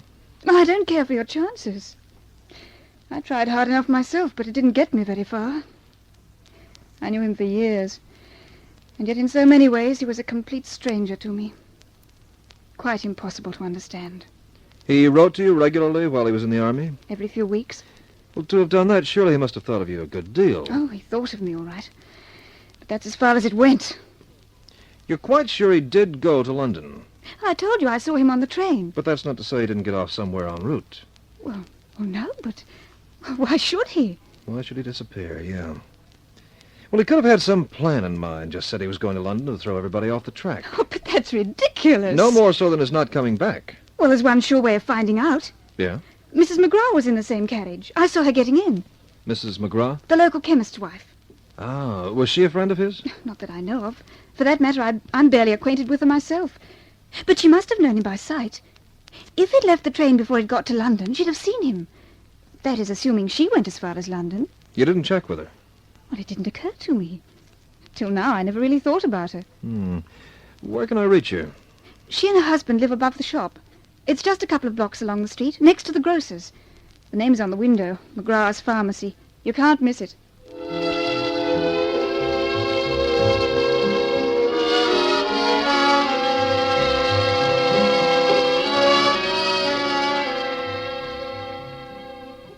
Sorry to bother you so late, Mrs. McGraw, but it's a matter of some urgency. Oh, yes? You're acquainted with the Sutherlands, are you? Well, only to nod to. Well, I guess you've heard about the son disappearing. I did hear it left home, yes, but I couldn't tell you the details. I tried to keep myself apart from the neighborhood gossip as much as possible. Well, in this case, it's a bit more than gossip. But letting that pass for the moment, I understand you took a trip early this year. Trip? Yes, to London. That is, you caught the London train. Oh, yes, I went down to spend a few days with my sister. In London? Yes, South Wimbledon. Well, Jim Sutherland was on the same train, so I believe. Same carriage, in fact? That's right. He was sitting in front of me. You didn't speak to him at all? No. Did he go all the way, do you recall, or did he get out before you? I've an idea he did. Yes, at Bantry.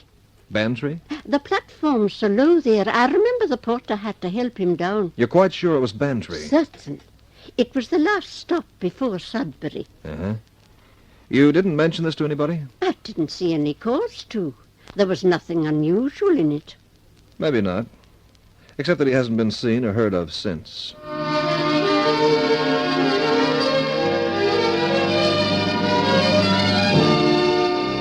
After taking his leave of Mrs. McGraw, Studdy returned to 57 Argyle Road, where he again questioned Judith Barry, who expressed considerable surprise when he told her what he'd learned.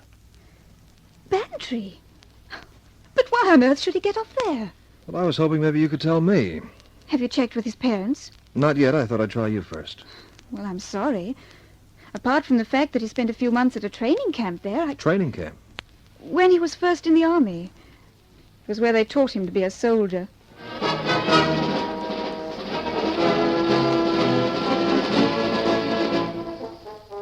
Studdy was further enlightened by our client, Frank Sutherland, who informed him that whilst training at Bantry, his son had befriended a certain Kathleen Abbott, in whose company he had spent many of his leisure hours.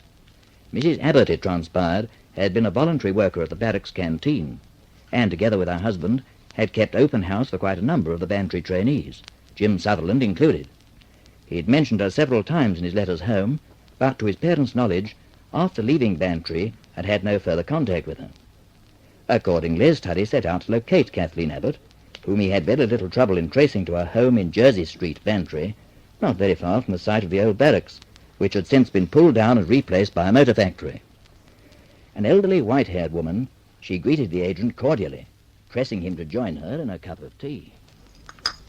I do hope it's strong enough for you, Mr. Studdy. Oh, it's just fine, thanks, ma'am. But, reverting to the matter in question, has Sutherland been in touch with you at all during the past 8 months?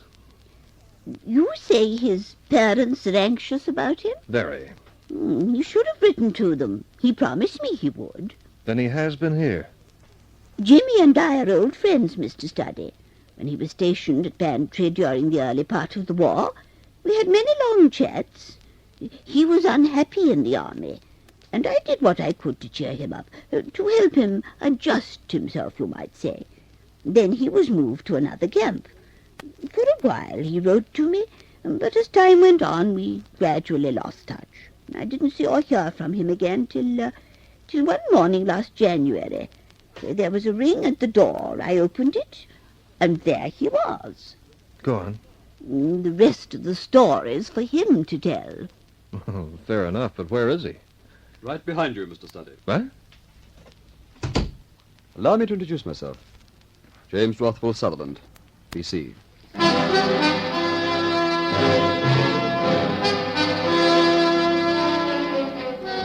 Studdy blinked in bewilderment at the intruder. There could be no mistaking him from his photographs. The face with the deep-set eyes, the V-shaped scar on his left cheek.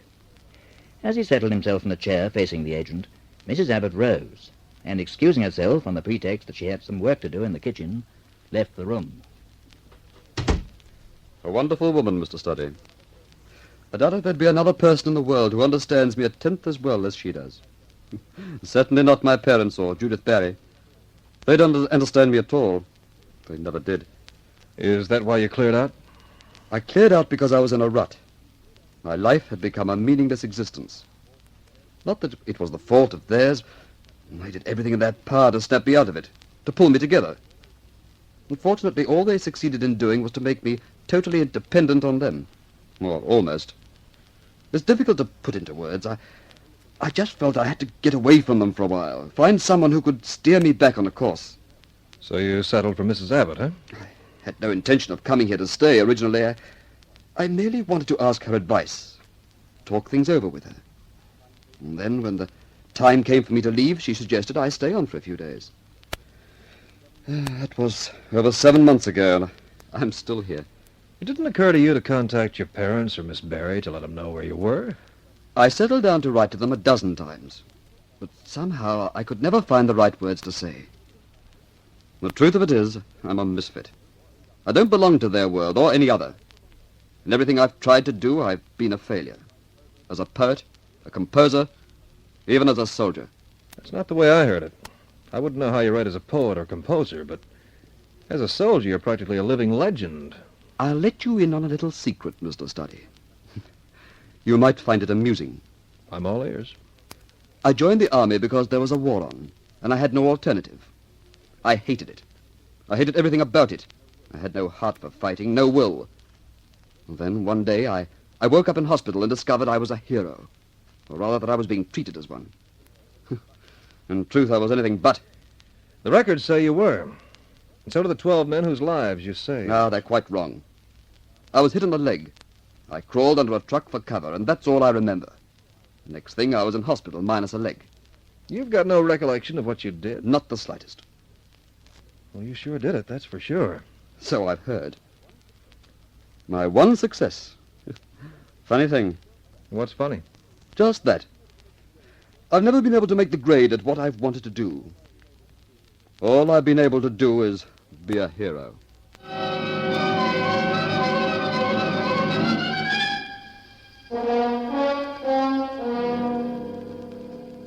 Henry Simon returns to conclude this story in just a moment. And here again is Henry Simon. I very much doubt if Kathleen Abbott or anyone else really understood James Rothwell Sutherland. He was a born enigma, unfathomable even to himself. He had a good home, devoted parents, and the love of a fine young woman. All a man could wish for, in fact. Yet he strove for the unattainable, for something, he knew not what, that lay beyond his grasp. In his own eyes he was a failure, but to the world he was a hero, a man among men, and a hero he'll remain, for just as long as the story of his valor is told. And now, as always, this is Henry Simon inviting you to meet me here again, and for the present, bidding you au revoir.